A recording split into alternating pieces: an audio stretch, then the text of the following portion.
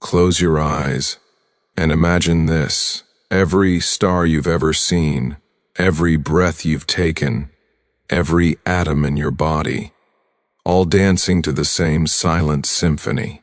Tonight, we're going to explore the invisible threads that weave reality itself together. These aren't just scientific principles. They're the quiet laws that have governed existence since the first moment of time.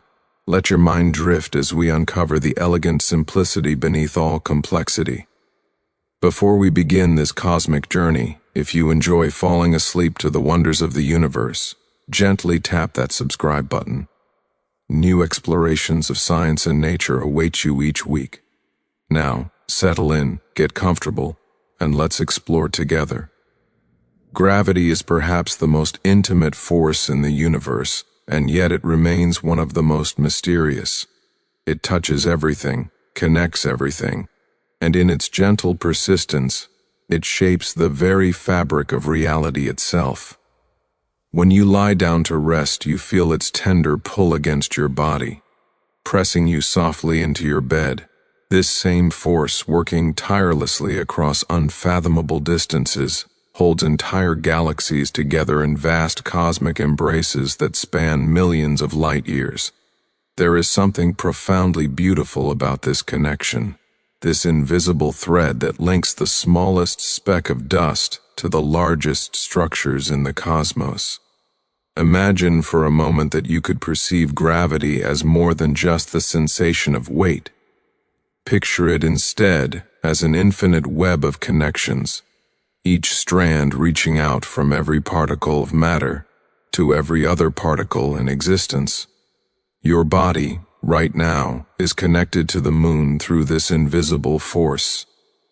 The moon, in turn, is connected to Earth, and Earth to the sun, and the sun to every other star in the Milky Way galaxy.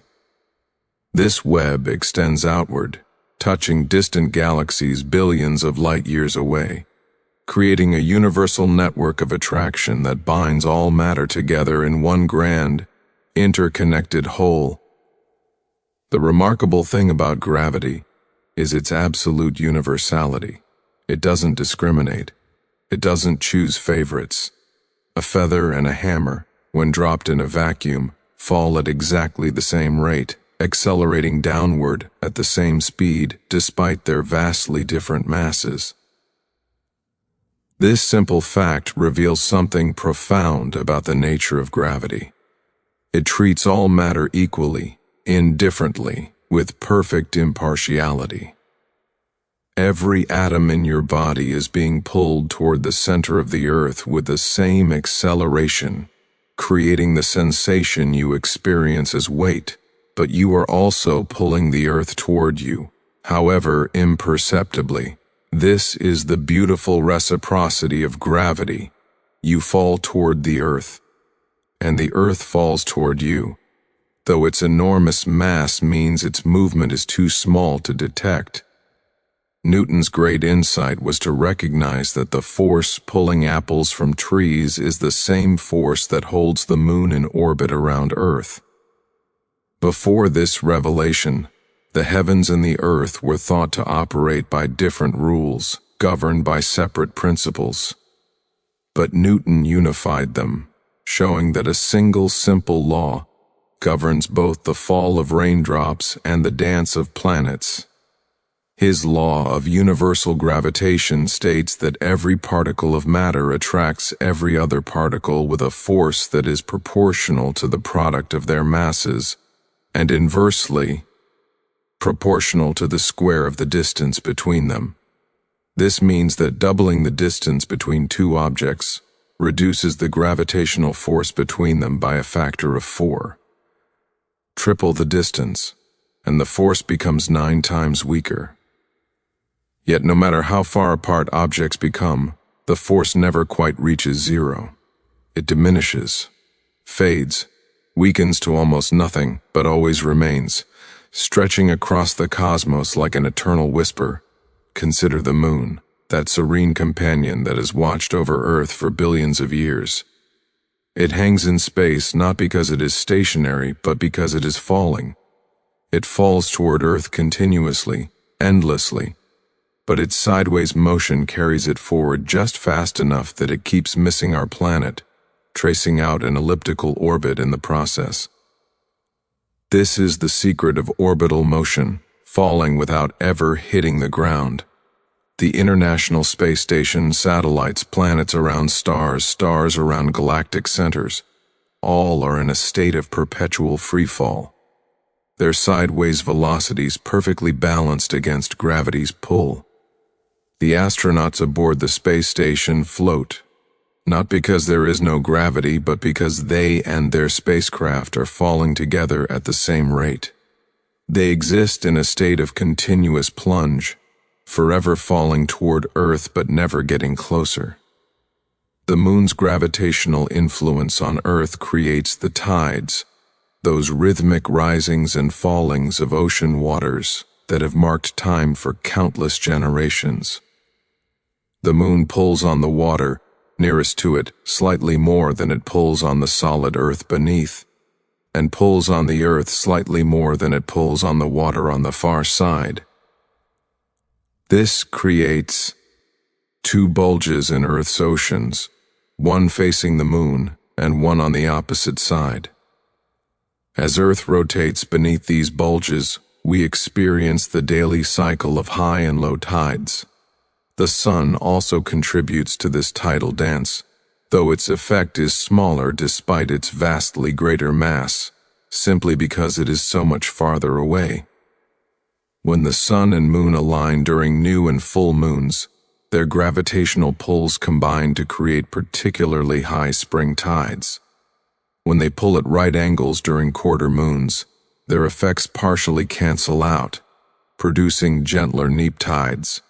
But gravity does more than create tides and hold planets in orbit. It is the sculptor of cosmic architecture, the force that gathered the primordial clouds of hydrogen and helium left over from the Big Bang and compressed them into the first stars. In these stellar furnaces, gravity squeezed matter so tightly that nuclear fusion ignited, transforming lighter elements into heavier ones and releasing the energy that makes stars shine. When you look at the sun, you are witnessing gravity at work, compressing matter so intensely that atoms fuse together, releasing floods of photons that take tens of thousands of years to random walk their way out from the core to the surface, where they finally escape and race across space to warm your face. Gravity also determines how stars die. When a star has burned through its nuclear fuel, there is nothing left to counteract gravity's inward pull. For stars like our sun, gravity will eventually compress the remnant core into a white dwarf, a dense ember roughly the size of Earth but containing mass of the sun, held up not by fusion but by the quantum mechanical resistance of electrons crushed together. For more massive stars, gravity proves too strong even for this electron pressure. The core collapses catastrophically in a supernova explosion, and what remains may be compressed into a neutron star, an object so dense that a teaspoon of its material would weigh as much as Mount Everest. Here, gravity has squeezed matter so tightly that protons and electrons combine to form neutrons, creating a city-sized sphere of nuclear matter. And for the most massive stars, gravity's final triumph is complete. Nothing can resist the collapse, and the core is crushed into a black hole, a region of space-time where gravity has become so intense that not even light can escape. Black holes represent gravity at its most extreme, places where the fabric of space and time becomes infinitely curved. At the center lies a singularity, a point of infinite density where our current understanding of physics breaks down. The boundary surrounding this singularity is the event horizon, an invisible sphere marking the point of no return. Anything that crosses this boundary, matter, light, information, is lost forever to the outside universe, pulled inexorably toward the singularity by gravity's irresistible embrace. Einstein revolutionized our understanding of gravity by showing that it isn't really a force at all, but rather a consequence of how mass curves the geometry of space-time. Imagine space-time as a vast, flexible fabric stretched out in all directions. When you place a massive object on this fabric, it creates a depression, a curvature. Other objects nearby will naturally roll toward this depression, not because they are being pulled by a force, but because they are following the shortest path through curved space-time. This is gravity according to general relativity, the curvature of space-time itself. Planets orbit stars not because an invisible force yanks them inward, but because they follow straight lines through curved space, like marbles rolling around the rim of a bowl. This curvature of space-time produces effects that Newton's theory couldn't explain. Time itself runs more slowly in stronger gravitational fields. A clock on the surface of Earth ticks slightly slower than one in orbit above. GPS satellites must account for this time dilation. Without corrections for general relativity, the system would accumulate errors of several miles per day. Near a black hole, this time dilation becomes extreme. An astronaut falling toward the event horizon would seem, to a distant observer, to slow down and freeze at the boundary, taking an infinite amount of time to cross it. Yet from the astronaut's own perspective, nothing special happens at the horizon. They would pass through in finite time, unaware that they've crossed the point of no return until it's too late to escape. Gravity also bends light, warping the paths of photons as they pass through curved space-time. This effect, called gravitational lensing, allows astronomers to use massive galaxies as natural telescopes. Light from distant objects passing near these galaxies is bent around them, sometimes creating multiple images of the same background object, or stretching it into arcs and rings. By analyzing these distortions, scientists can map the distribution of matter in the universe, including the invisible dark matter that makes up most of the mass in galaxies, but doesn't emit light. Speaking of dark matter, gravity has revealed that the universe contains far more mass than we can see. When astronomers measure how fast galaxies rotate, or how quickly galaxies move within clusters, the speeds are much higher than expected based on visible matter alone.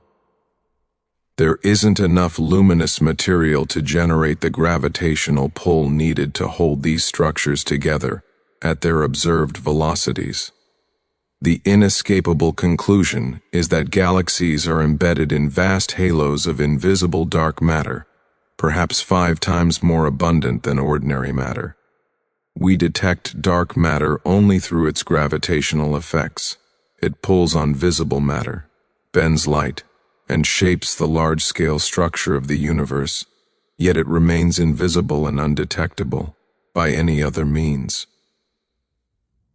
On the largest scales, gravity is weaving the cosmic web, the magnificent large-scale structure of the universe. Billions of galaxies are not scattered randomly through space, but are organized into filaments, sheets, and clusters surrounding vast, empty voids.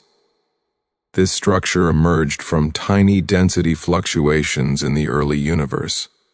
Regions that were slightly denser than average had slightly stronger gravity, which pulled in more matter, which increased the gravity further, creating a runaway effect.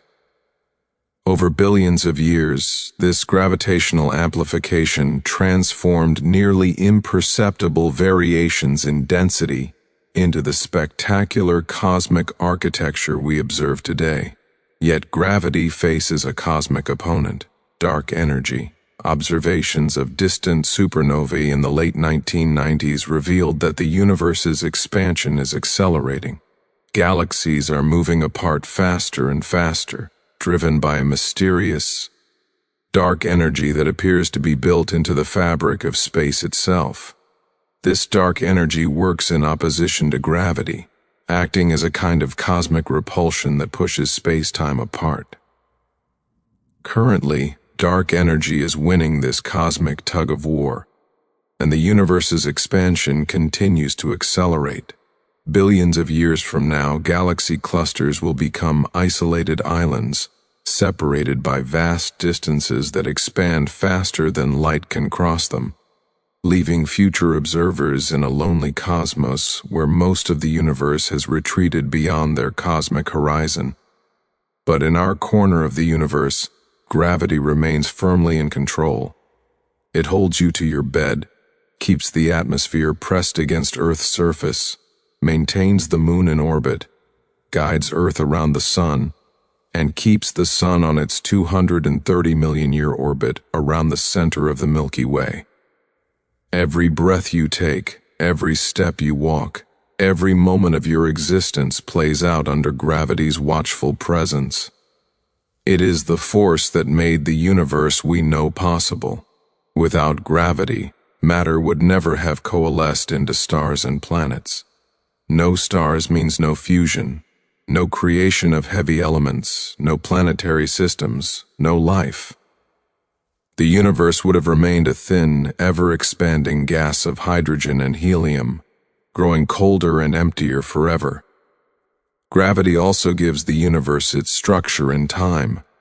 It resists the expansion of space, acting as a brake on cosmic growth.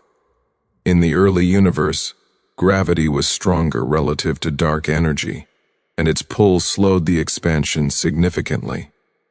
Only as the universe grew larger and matter became more dilute, did dark energy's influence begin to dominate. The future evolution of the cosmos. Nothing is ever truly isolated or alone. As you drift toward sleep, feel gravity's gentle embrace. Feel it holding you securely, preventing you from floating away into the night. Feel the earth beneath you, vast and solid, its gravity a constant companion.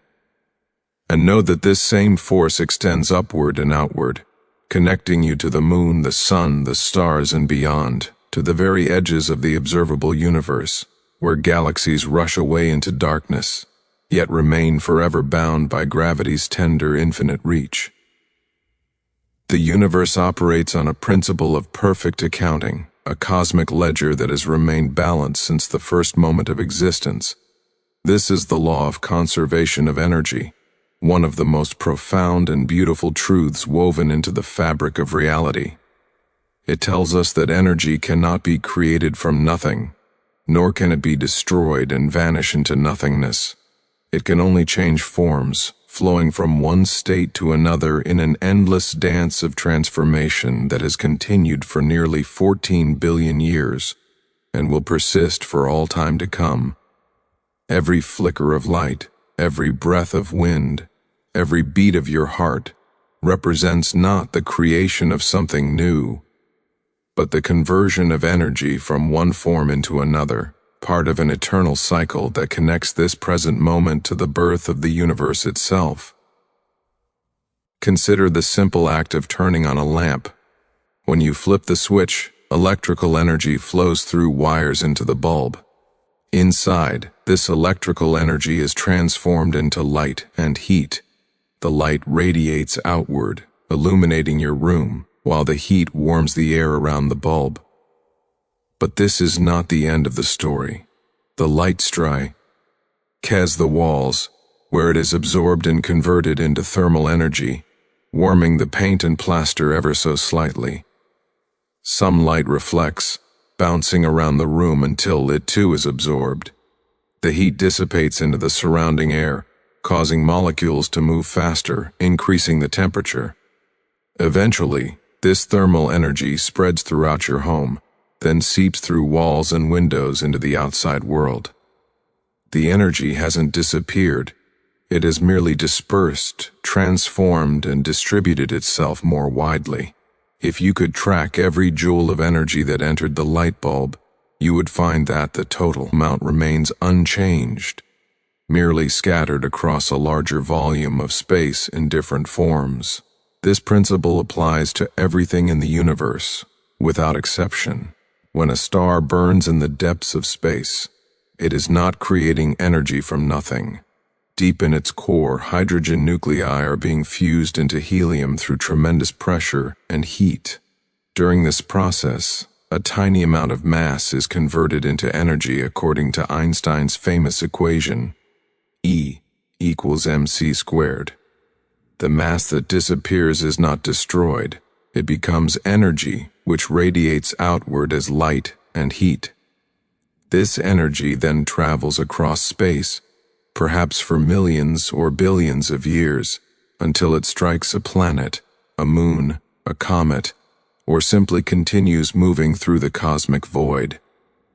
When sunlight reaches Earth, plants absorb it through photosynthesis, converting light energy into chemical energy stored in the bonds between atoms and sugar molecules.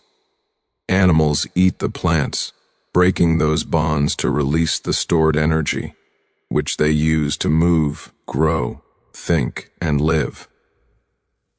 When those animals die and decompose, the energy continues its journey, released as heat, absorbed by bacteria and fungi, cycling endlessly through the ecosystem. Your own body is a magnificent engine of energy transformation. Right now, as you rest, countless chemical reactions are occurring within your cells. The food you ate earlier has been broken down into simpler molecules. These molecules are being combined with oxygen in a process called cellular respiration, releasing the energy stored in their chemical bonds. This energy is captured in molecules of ATP, the cellular energy currency, which then power every function of your body. Your heart beats, your lungs expand and contract, your brain generates thoughts and dreams, your muscles maintain tone, your cells repair damage and build new proteins. All of this requires energy, and all of this energy came from the sun. The sunlight that fell on fields months or years ago was captured by plants, stored in grains or vegetables or fruits, consumed by you or by animals you later ate, and now flows through your metabolism, enabling your existence. When you exhale carbon dioxide, when your body generates heat that radiates into the air around you, when you move or speak or think, you are not destroying energy but transforming it, releasing it in different forms to continue its eternal journey. Even your thoughts are expressions of energy transformation. Every sensation you perceive, every memory you recall, every decision you make involves electrical and chemical signals in your brain. Neurons fire, sending electrical impulses along their length. At the synapses between neurons, this electrical energy is converted into chemical energy as neurotransmitters are released and absorbed. These processes require energy, drawn from the ATP molecules produced by cellular respiration. The fact that you are conscious right now, aware of these words, thinking about conservation of energy, is itself a manifestation of energy flowing through the intricate networks of your nervous system. Your consciousness is not separate from the physical universe, but is part of its grand energy flow, a temporary pattern of energy transformation that gives rise to subjective experience. The law of conservation of energy reaches back to the very beginning of time. In the first moments after the Big Bang, the universe was an incredibly hot, dense soup of energy and fundamental particles. As the universe expanded and cooled, this energy took on different forms. Some remained as radiation, the photons that still fill space today, now cooled to just a few degrees above absolute zero. The cosmic microwave background. Some energy became matter as particles and antiparticles condensed from the energy field. And when matter and antimatter annihilated each other, they converted back into pure energy. A slight asymmetry favored matter over antimatter, and the surviving matter particles eventually formed atoms, molecules, gas clouds, stars, planets, and eventually life. Throughout all these transformations, the total energy content of the universe remained constant. The energy that powered the formation of the first stars is the same energy that flows through the universe today, merely redistributed and transformed countless times over billions of years. This conservation law has profound implications for how we understand cause and effect. Nothing happens without energy being transformed from one form to another. When you throw a ball, the chemical energy in your muscles is converted into kinetic energy of motion. As the ball flies through the air, it pushes against air molecules, transferring some of its energy to them as sound and heat. Gravity pulls on the ball, converting its kinetic energy into gravitational potential energy as it rises, then back into kinetic energy as it falls. When the ball lands, its remaining kinetic energy is converted into sound, heat, and the deformation of the ball on the ground. At each step, energy changes form, but the total remains the same. This is why perpetual motion machines are impossible. Any machine must obey the law of conservation of energy. Some energy is always converted into heat through friction and other processes, and this heat dissipates into the environment. Without a continuous input of energy from outside, every machine eventually runs down and stops. The conservation of energy also connects the past and future in a tangible way. The energy that exists now has always existed and will always exist. The photons of light streaming from distant galaxies, emitted billions of years ago, carry energy that has remained unchanged during their journey across the cosmos. When these photons enter a telescope and strike a detector, their energy is transformed into electrical signals, then into data, then into images that astronomers study. The energy that powered ancient civilizations, the sunlight that grew their crops, the wood they burned for warmth, the wind that filled their sails, still exists today, just in different forms, distributed throughout the environment. The energy that will power civilizations billions of years in the future already exists now, waiting to be transformed and utilized. In a sense, energy is the universe's most precious and permanent resource. Matter can be destroyed, converted into energy through processes like nuclear fusion or matter-antimatter annihilation. Information can be lost or degraded, but energy persists. It is the one quantity that remains absolutely conserved in all processes. This gives energy a kind of immortality, the same energy that powered the thoughts of ancient philosophers, that moved the dinosaurs, that erupted in volcanic explosions, that formed mountains and carved canyons, still exists. It has changed forms innumerable times, but it endures, as permanent a feature of the universe as space and time themselves. Consider the water cycle as an elegant example of energy conservation in action. The sun heats the surface of oceans, lakes, and rivers, transferring energy to water molecules. This energy increases their kinetic energy, causing them to move faster. Some molecules gain enough energy to break free from the liquid surface and evaporate into the air as water vapor. This process converts thermal energy into the potential energy of water vapor suspended in the atmosphere. Wind, powered by solar heating creating pressure differences, carries this water vapor across continents. As the air rises and cools, the water vapor condenses into droplets, forming clouds. During condensation, the potential energy is released as thermal energy, warming the surrounding air. Eventually, the droplets become large enough to fall as rain or snow. As precipitation falls, its gravitational potential energy is converted into kinetic energy. When rain strikes the ground, this kinetic energy is converted into sound, heat, and the energy needed to move soil particles and carve channels. Water flows downhill in streams and rivers, its potential energy continuously converted into kinetic energy and heat through friction with the riverbed. Finally, water returns to the ocean, where solar energy will lift it into the atmosphere once again, completing the cycle. At every step, energy is transformed but never lost, driving the eternal circulation of water around the planet. The same principle applies to the grand cycles of geology. Mountains are thrust upward by tectonic forces, which are powered by heat energy from Earth's interior. This heat comes partly from the decay of radioactive elements and partly from residual heat left over from Earth's formation billions of years ago.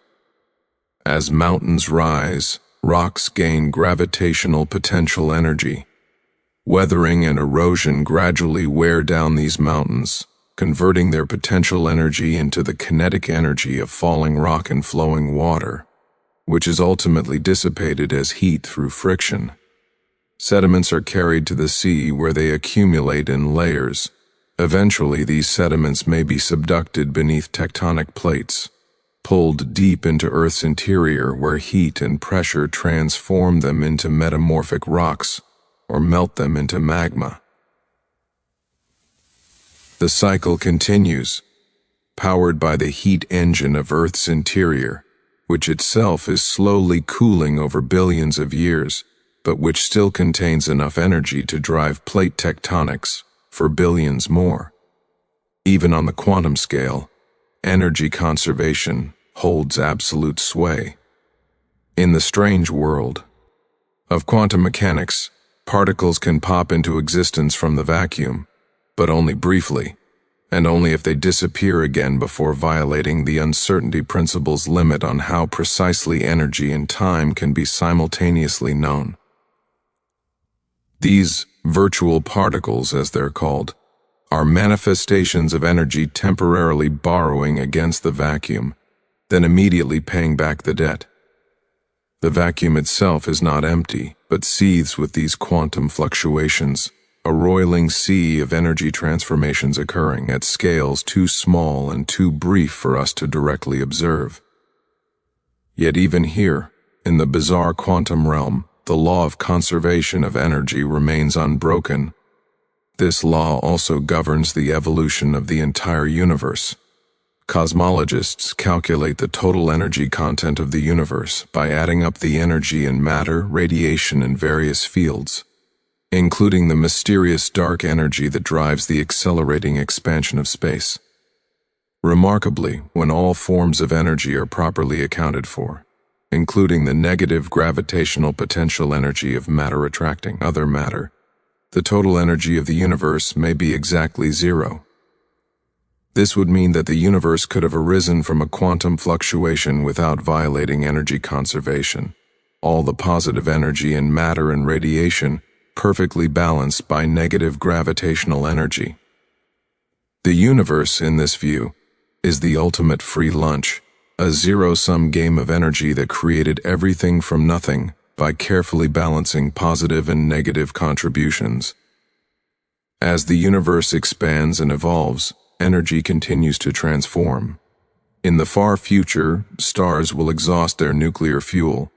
The last red dwarf stars will burn out in trillions of years, converting the last of their hydrogen into helium and heavier elements, releasing the last of their fusion energy as light and heat.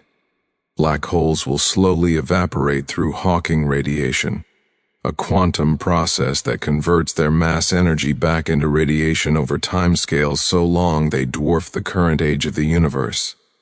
Eventually, in the inconceivably distant future, all matter may decay into radiation, and the universe will become a cold, dark sea of photons, eternally redshifting to longer and longer wavelengths as space continues to expand. Yet even then, in that heat death scenario, energy will still be conserved. It will simply be distributed so uniformly, at such low density that no useful work can be extracted from it, no complexity can be maintained, no life can exist. But the energy will remain, unchanging in total quantity, a permanent feature of a dead universe. But that fate lies so far in the future that the time until then exceeds our ability to meaningfully comprehend it. For now, we live in an era of the universe rich with energy transformations, where stars shine, planets evolve, life thrives, and consciousness contemplates its own existence. Every moment of this cosmic drama plays out through the transformation of energy from one form to another, governed by the unwavering law that nothing is ever truly created or destroyed, only changed, only transformed, only redistributed across the vast stage of space and time. As you lie here now preparing for sleep, recognize that you are a temporary arrangement of matter through which energy flows. The warmth you feel is energy radiating from your body into the cooler air. The thoughts drifting through your mind are patterns of electrical and chemical energy flowing through your brain. Your steady breathing is powered by energy extracted from the food you ate, which captured energy from sunlight, which was released by fusion reactions in the sun, which converted mass into energy in its core. You are not separate from the universe, but are part of its energy flow. A beautiful, conscious eddy in the eternal river of transformation that has flowed since the beginning of time and will flow until the end. Nothing is ever lost. Everything is transformed. The energy that makes this moment possible has existed forever and will exist forever, cycling through endless forms, connecting every moment of time, linking the past and future in an unbroken chain of cause and effect, making you a permanent part of the universe's eternal story. Rest now, and let your own energy settle into the quiet rhythms of sleep, knowing that you are held within the conservation law that governs all existence, part of something infinite, eternal, and unchanging in its total quantity, even as it dances through endless transformations all around you. Time feels like it flows in one direction, from past to future, from yesterday to today to tomorrow. Yet the fundamental laws of physics make no such distinction. The equations that govern the motion of particles, the interaction of forces, the behavior of fields, all work equally well running forward or backward in time. You could reverse the direction of every particle in the universe, play the cosmic film backward, and the laws of physics would be perfectly satisfied. And yet, we never see shattered glasses spontaneously reassemble themselves, never watch smoke flow back into a candle, never observe scrambled eggs unscrambling. Something in the universe gives time its arrow, its directionality, its inexorable march from past to future. That something is entropy, the measure of disorder, the tendency for organized systems to drift toward randomness, the slow dissolution of structure into chaos that makes time irreversible and gives our universe its narrative quality.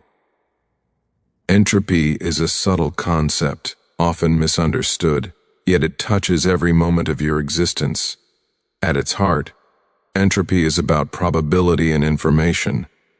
It measures the number of different microscopic arrangements of particles that would look the same at the macroscopic scale we observe. A highly ordered system, like a crystal with atoms arranged in a perfect lattice, has low entropy because there are relatively few ways to arrange the atoms while maintaining that crystalline structure. A disordered system, like a gas with molecules scattered randomly throughout a container, has high entropy because there are countless ways to arrange those molecules while still having the system look essentially the same to our eyes. The second law of thermodynamics states that in an isolated system, entropy always increases or stays the same. It never spontaneously decreases. This is not because some force pushes systems toward disorder, but because there are so many more ways to be disordered than to be ordered. Random changes naturally tend toward higher entropy, simply because the disordered states vastly outnumber the ordered ones. Imagine a bedroom that has just been meticulously cleaned and organized. Every book is on its LF. Every piece of clothing is folded and put away. Every surface is clear and dusted. This represents a low entropy state. There are relatively few arrangements of objects that would qualify as clean and organized. Now, as days pass and you live in the room, entropy increases. You drop a book on the floor, toss a shirt over a chair, scatter papers on the desk. The room becomes messy not because messiness is somehow favored by the laws of physics, but because there are vastly more ways for objects to be randomly scattered than to be neatly arranged. Each time you move something without deliberately organizing it, the room is more likely to become messier rather than more orderly. This is entropy in action, the drift toward disorder through countless small random changes that statistically favor less organized states. The same principle applies throughout the universe, on every scale. When you drop a sugar cube into a cup of tea, the sugar molecules initially occupy a small, ordered region at the bottom of the cup, but the random thermal motion of molecules causes the sugar to dissolve and spread throughout the liquid. The sugar molecules diffuse outward, bouncing randomly off water molecules, until they are uniformly distributed throughout the tea. You will never see this process reverse. You will never watch a cup of sweetened tea spontaneously concentrate all its sugar molecules back into a cube at the bottom, not because such a thing violates the fundamental laws of physics, but because the number of microscopic arrangements corresponding to sugar evenly distributed is astronomically larger than those corresponding to sugar concentrated in a cube. The universe, not to Rally explores all possible arrangements through random molecular motion, and it spends essentially all its time in the high entropy states simply because those states are overwhelmingly more numerous. This drift toward higher entropy is what gives time its arrow. The past is the direction in which entropy was lower, and the future is the direction in which entropy will be higher. When you watch a video and see a glass fall and shatter, you immediately know which direction time is flowing. The intact glass represents lower entropy, a specific, organized arrangement of molecules. The shattered pieces represent higher entropy. Those molecules are now in a more random, less organized configuration, and the energy that held them together has been converted into heat and sound, further increasing entropy. If you saw the video run backward, with shattered pieces leaping up from the floor and assembling into a perfect glass, you would instantly recognize this as unnatural, as time running backward, because it shows entropy decreasing, something that simply doesn't happen spontaneously in our universe. Yet entropy's increase is not absolute but statistical. In a very small system, random fluctuations could temporarily decrease entropy. A few molecules in a tiny box might, by chance, all find themselves in one corner for a brief moment. But as systems become larger, the probability of such fluctuations becomes infinitesimally small. For macroscopic objects containing trillions upon trillions of molecules, the statistical nature of entropy becomes effectively absolute. The chance of all the air molecules in your room spontaneously gathering in one corner, leaving you in a vacuum, is not zero, but it is so incomprehensibly small that it will never happen in the lifetime of the universe, nor in a trillion such lifetimes. This is why we perceive the increase of entropy as a law rather than a tendency. On human scales, the statistics are so overwhelming that exceptions never occur. The increase of entropy explains why certain processes are irreversible. When you burn a piece of paper, you convert organized cellulose molecules and oxygen into carbon dioxide, water vapor, ash, light, and heat. The energy disperses into the environment, warming the air, radiating away as infrared light. The information about the specific arrangement of molecules in the paper is lost, scrambled into random thermal motion. You cannot unburn the paper because gathering all that dispersed energy and information back together would require a massive decrease in entropy. The universe would have to conspire to have all those randomly moving molecules just happen to come together in exactly the right way to reconstruct the paper. A statistical impossibility for any macroscopic system. This irreversibility is intimately connected to our experience of time. Your memories form in one temporal direction because memory formation is an entropy-increasing process. Creating a memory involves organizing neurons in specific patterns, which requires energy and generates waste heat. This heat disperses into your body and surroundings, increasing the entropy of the environment more than the decrease in entropy represented by the organized memory. The net result is an increase in total entropy, and this can only happen in the direction of increasing entropy, the future direction. This is how you remember the past but not the future. The past is the direction of lower entropy, where states were more organized and information was more concentrated. The future is the direction of higher entropy, where that organization has dissipated and information has spread out. The universe itself appears to have begun in an extraordinarily low entropy state, the hot, dense, uniform plasma of the Big Bang. This might seem contradictory. How could a hot, uniform gas represent low entropy? The answer lies in gravity. For systems where gravity is important, uniform distributions actually represent low entropy because gravity prefers clumping. The early universe was surprisingly smooth and uniform, with matter and energy spread almost evenly throughout space. As the universe expanded and cooled, gravity amplified tiny density fluctuations, pulling matter together into clumps. This gravitational clumping actually increases entropy because it allows matter to release gravitational potential energy, which is converted into heat and radiation that disperses into space. Stars, galaxies, and black holes represent higher entropy states than the smooth early universe, even though they appear more structured, because they have converted gravitational potential energy into irreversible waste heat and radiation. This raises one of the deepest questions in cosmology. Why did the universe begin with such low entropy? Why was it born in such an organized, special state, rather than in the high entropy equilibrium we might expect? The answer remains one of physics' great mysteries. Some theories suggest our universe is just one bubble in an eternally inflating multiverse, where quantum fluctuations occasionally create low-entropy pockets that expand into universes like ours. Others propose that the laws of physics we observe are somehow selected to allow for low-entropy initial conditions.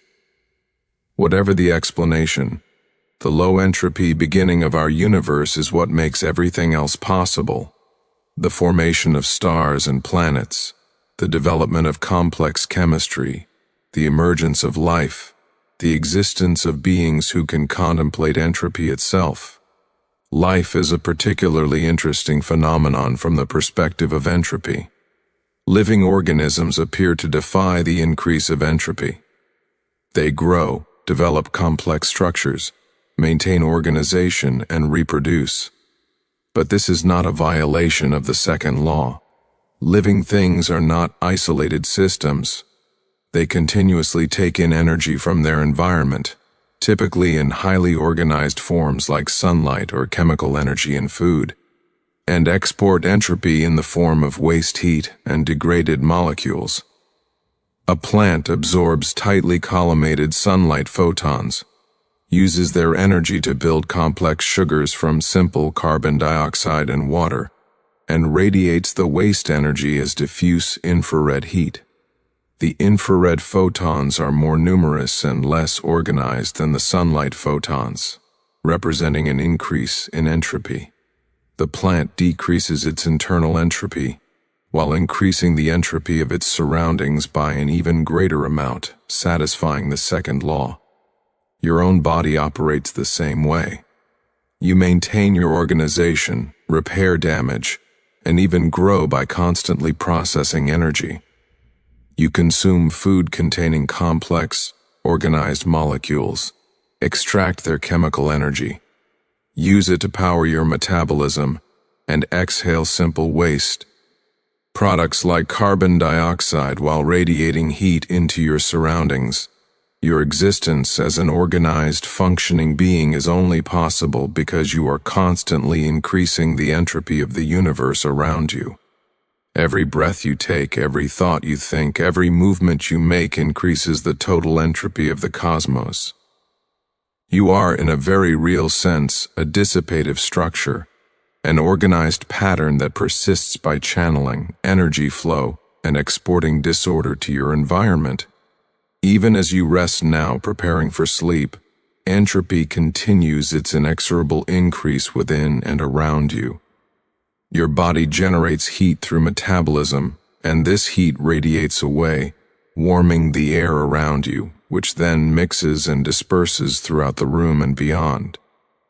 The organized energy stored in ATP molecules is being continuously broken down to power your cellular processes, the waste products dispersing into your bloodstream.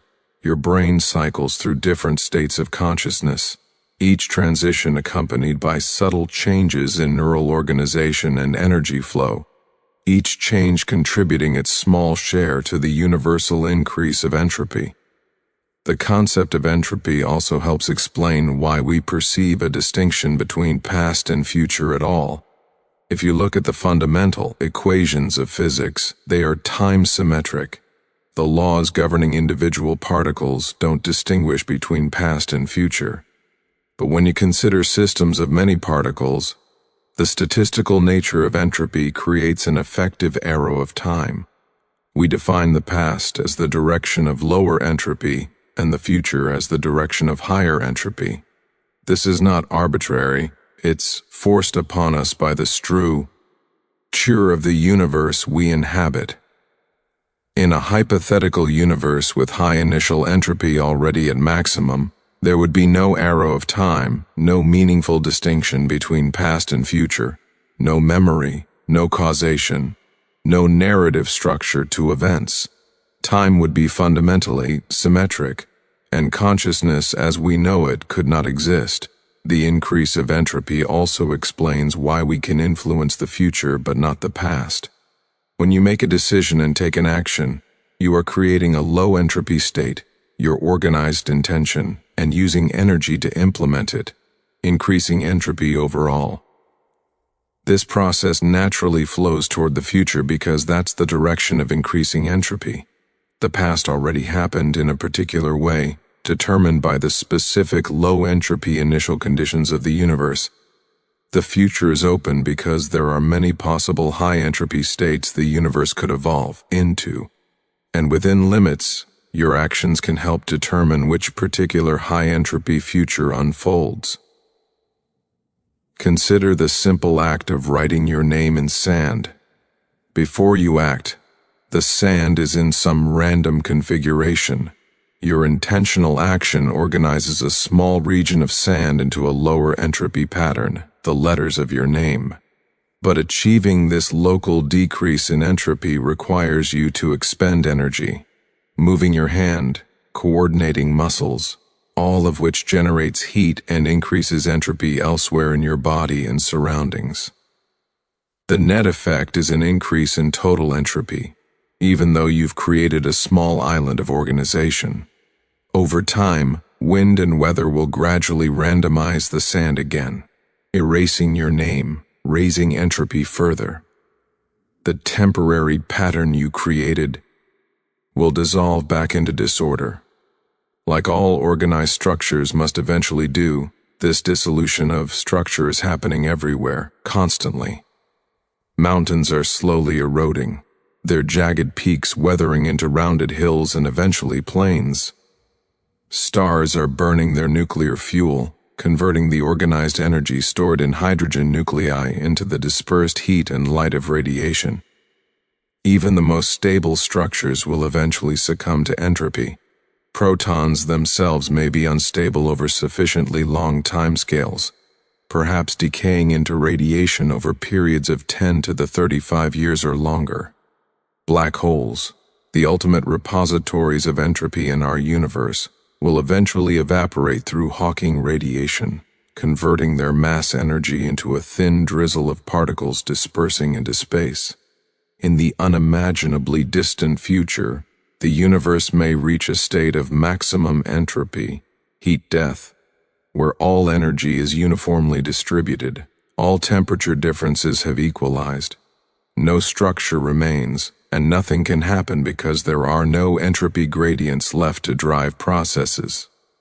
But this final state lies so far in the future that it bears no practical relevance to our lives or even to the life of our galaxy. For now, and for billions of years to come, the universe remains far from equilibrium, filled with entropy gradients that drive all the processes we observe. The temperature difference between the hot sun and cold space allows life to flourish on Earth. The chemical potential differences between molecules allow reactions to proceed, complexity to develop, and consciousness to emerge. The gravitational potential energy stored in matter allows structure formation to continue. All of these are manifestations of the universe still being in a relatively low entropy state compared to its ultimate fate, still having room to explore higher entropy configurations, still having an arrow of time pointing toward the future. Entropy also provides a kind of directionality to causation. We say that earlier events cause later events, never the reverse. A match flame causes wood to burn, not the other way around. This temporal asymmetry of causation is ultimately rooted in the asymmetry of entropy. Causes are typically low entropy states that evolve into higher entropy effects. The organized chemical energy in the match head is the low entropy cause that leads to the high entropy effect of heat, light, and smoke dispersing into the environment. We recognize causation flowing in this direction because it aligns with the direction of increasing entropy, the arrow of time itself. There's something melancholic yet beautiful about entropy's inexorable increase. It means that nothing lasts forever. Every structure, every pattern, every organization is temporary, destined to eventually dissolve back into randomness. The sandcastle you build on the beach will be erased by waves and wind. The words you write will fade. The buildings we construct will crumble. Even mountains and continents will wear away. Stars will die, galaxies will disperse, and ultimately even matter itself may decay.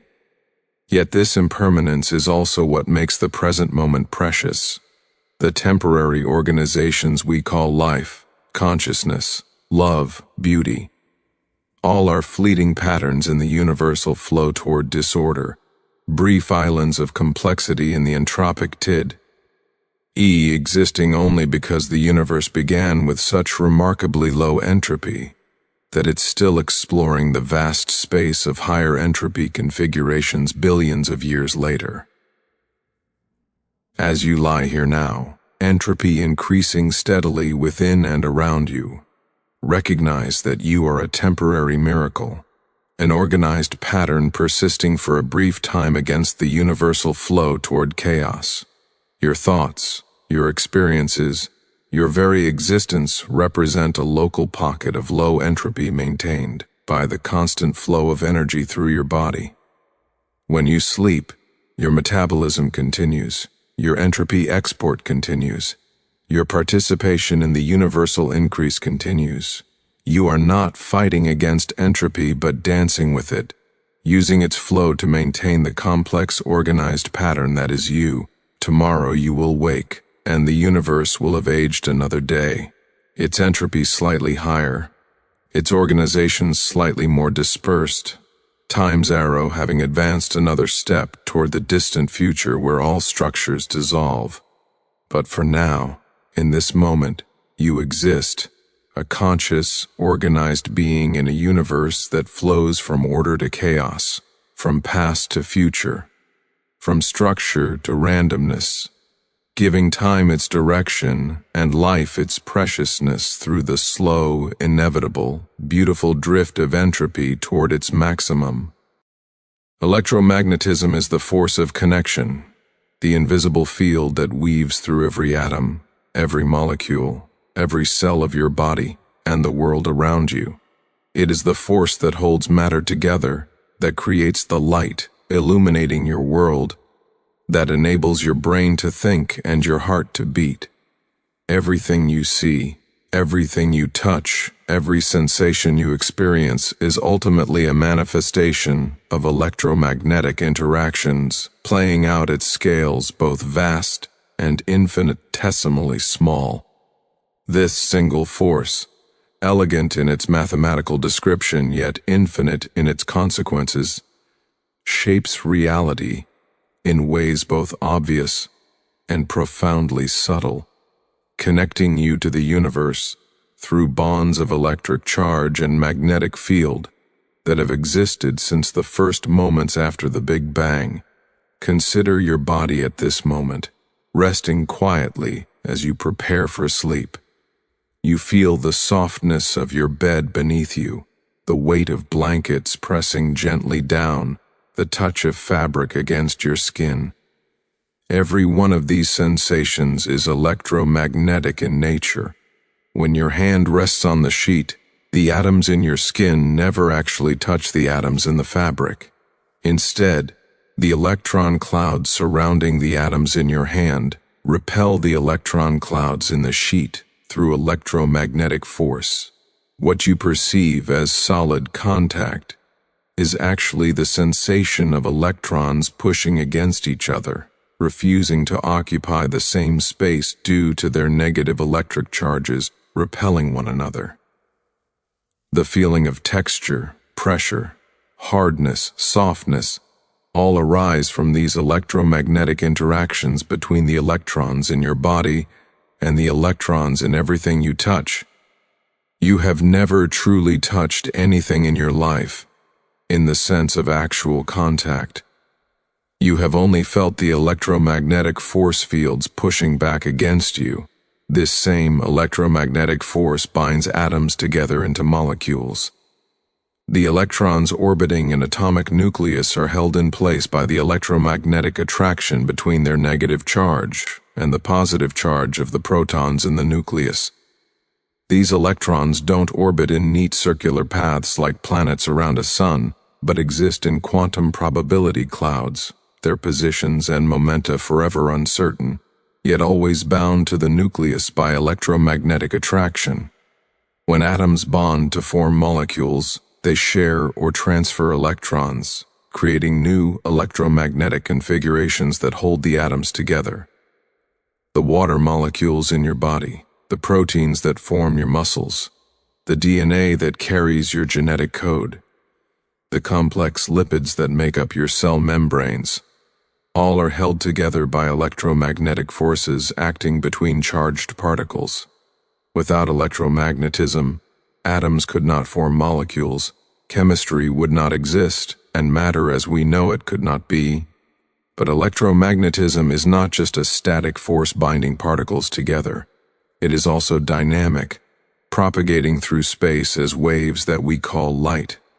Light is a self-sustaining oscillation of electric and magnetic fields, each field generating the other, as they travel through space at the cosmic speed limit of 299,792,458 meters per second.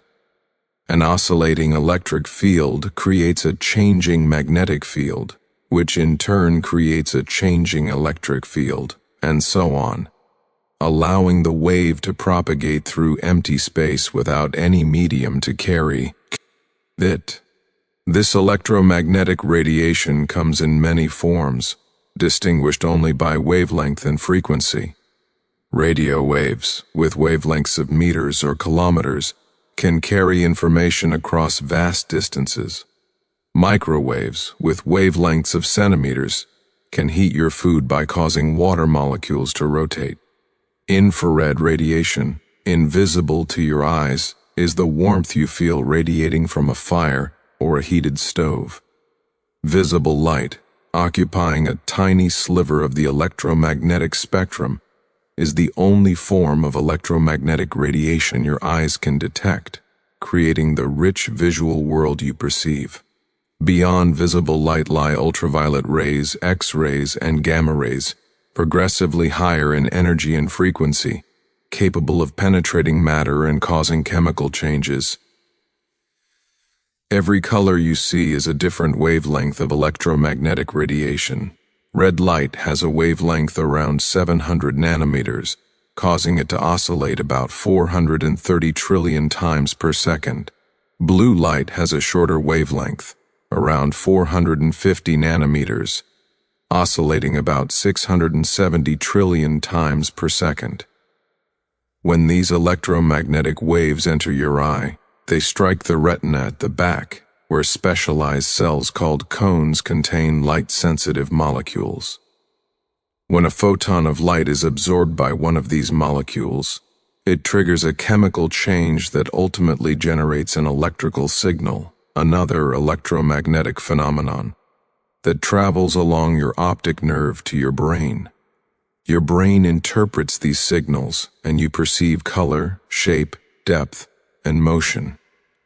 The entire visual world, from the subtle gradations of a sunset to the vibrant hues of a flower garden, arises from your brain's interpretation of electromagnetic waves of different frequencies entering your eyes. But vision is just one way your nervous system uses electromagnetism. Every thought you think, every decision you make, every memory you form depends on electromagnetic signals traveling through your brain. Neurons communicate through electrical impulses called action potentials. When a neuron receives sufficient stimulation, channels in its membrane open, allowing positively charged sodium ions to rush into the cell. This influx of positive charge creates an electrical wave that propagates down the length of the neuron at speeds up to 100 meters per second. When this electrical signal reaches the end of the neuron, it triggers the release of chemical neurotransmitters that cross the tiny gap to the next neuron, where they bind to receptors and potentially trigger another electrical signal. This combination of electrical and chemical signaling, all fundamentally electromagnetic in nature, allows your brain to process information, store memories, generate emotions, and create the continuous stream of consciousness you experience as your inner mental life.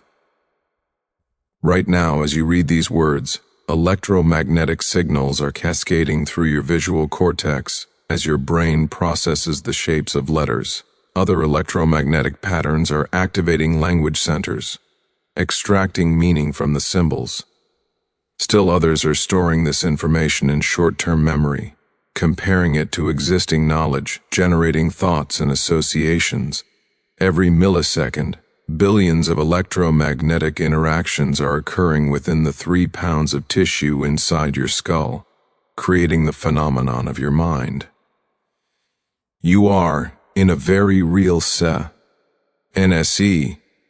an electromagnetic pattern, a temporary configuration of electrical and chemical signals that gives rise to subjective experience, to the feeling of being someone, of existing in this moment, of having a past and anticipating a future.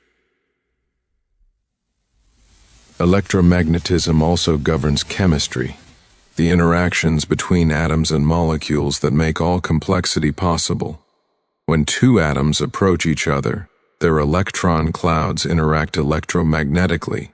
Sometimes these interactions are attractive, allowing atoms to bond. Other times they are repulsive, keeping atoms apart. The specific configuration of electrons around an atom determines what bonds it can form, what molecules it can be part of, what chemical reactions it can participate in. The entire science of chemistry, from the simplest combination of hydrogen and oxygen to form water, to the most complex biochemical pathways sustaining life, is fundamentally a story of electromagnetic interactions between electrons and atomic nuclei. Consider the simple act of breathing. When you inhale, oxygen molecules enter your lungs and diffuse into your bloodstream, where they bind to hemoglobin molecules in red blood cells. This binding is an electromagnetic interaction. The oxygen molecule fits into a specific pocket in the hemoglobin protein, held there by electromagnetic forces between the atoms. The hemoglobin carries the oxygen to your cells, where it is released through another electromagnetic interaction. Inside your cells, the oxygen participates in cellular respiration, combining with glucose in a series of chemical reactions, all governed by electromagnetic forces to produce ATP, the energy currency of the cell. The energy saint, stored in ATP, is electromagnetic potential energy, held in the bonds between atoms, released when those bonds are broken. This energy then powers all the processes of life, from muscle contraction to protein synthesis to brain activity, all through electromagnetic mechanisms. The entire structure of matter depends on electromagnetism. Atoms are mostly empty space. If an atomic nucleus were the size of a marble, the nearest electron would typically be several football fields away. Yet atoms have definite sizes and resist compression. This is because electrons obey the Pauli exclusion principle, which states that no two electrons can occupy exactly the same quantum state. When atoms are pushed together, their electron clouds begin to overlap, and electrons are forced into higher energy states. This resistance to compression is electromagnetic in nature, arising from the repulsion between negatively charged electrons and the quantum mechanical requirement that they remain in distinct states. This is why you cannot push your hand through a solid wall. The electromagnetic forces between electrons in your hand and electrons in the wall create an impenetrable barrier, despite the vast empty spaces within the atoms themselves. Electromagnetism also creates the world of technology that surrounds you. Every electronic device, from the simplest light switch to the most sophisticated computer, operates through controlled electromagnetic interactions. The electricity flowing through wires in your walls is a stream of electrons, pushed along by electromagnetic forces. The light bulbs that illuminate your home convert electrical energy into electromagnetic radiation in the visible spectrum. The radio waves carrying information to your phone are electromagnetic oscillations generated by accelerating electric charges in a transmitter somewhere, propagating through space and detected by charges oscillating in response within your phone's antenna. The computer screen you might be looking at uses various technologies, LCD, OLED, or others, all of which ultimately control electromagnetic radiation to create the images you see. Every digital computation is performed by billions of transistors switching on and off, controlling the flow of electrons through semiconductor materials, all through electromagnetic forces operating at the quantum scale. Even the most mundane aspects of daily life are electromagnetic phenomena. When you walk across a carpeted floor on a dry day and then touch a doorknob, you might feel a small shock. This is static electricity, electrons that were rubbed off the carpet onto your body, building up a net negative charge, then suddenly jumping to the doorknob when you touch it, creating a brief electromagnetic discharge. Lightning is the same phenomenon on a grand scale. Electrical charge separation in clouds building up potential differences of millions of volts, finally discharging in a massive electromagnetic breakdown of air that we see as a brilliant flash and hear as thunder. The northern and southern lights, the aurora borealis and aurora australis, are electromagnetic phenomena where charged particles from the solar wind interact with Earth's magnetic field and atmosphere, exciting atoms and molecules that then emit light in shimmering curtains of green, red, and purple. Earth itself generates a magnetic field created by the motion of molten iron and nickel in its outer core. This electromagnetic field extends far into space, creating the magnetosphere that protects us from harmful cosmic radiation and solar wind. Charged particles from the sun are deflected by this magnetic field, channeled toward the poles where they create the auroras. Without this electromagnetic shield, Earth's atmosphere would be gradually stripped away by the solar wind, as happened to Mars billions of years ago when its magnetic field weakened. Life as we know it would not be possible without the electromagnetic protection provided by Earth's magnetic field. The sun itself is a massive electromagnetic engine. Deep in its core, hydrogen nuclei fuse into helium, releasing energy that eventually makes its way to the surface and radiates into space as electromagnetic waves across the full spectrum. From radio waves to gamma rays, though mostly as visible light and infrared. This electromagnetic radiation, generated by nuclear processes and conveyed to us as waves of oscillating electric and magnetic fields, is what powers virtually all life on Earth. Plants captured this electromagnetic energy through photosynthesis, converting it into chemical energy stored in molecular bonds. Animals eat the plants, extracting that stored energy to power their own metabolisms. The food chain, the web of life, the entire biosphere depends on the steady stream of electromagnetic radiation pouring from the sun, 93 million miles away, arriving 8 minutes after leaving the solar surface, bathing our planet in light and warmth. Remarkably, electromagnetism and gravity are the only forces that act over long distances. The strong nuclear force and weak nuclear force operate only at the scale of atomic nuclei over distances of femtometers, less than a trillionth of a millimeter. But electromagnetic forces can reach across rooms, across continents, even across the vast emptiness of intergalactic space. The light reaching us from distant galaxies has traveled for billions of years, electromagnetic waves propagating through the vacuum, carrying information about the universe's distant past. Every electromagnetic wave traveling through space is a messenger from its source, a carrier of information about the accelerating charges that created it, whether that source is a distant quasar, a nearby star, or the antenna of a radio station. In the quantum realm, electromagnetism takes on even stranger properties. Photons, the quantum particles of light, exhibit both wave and particle characteristics.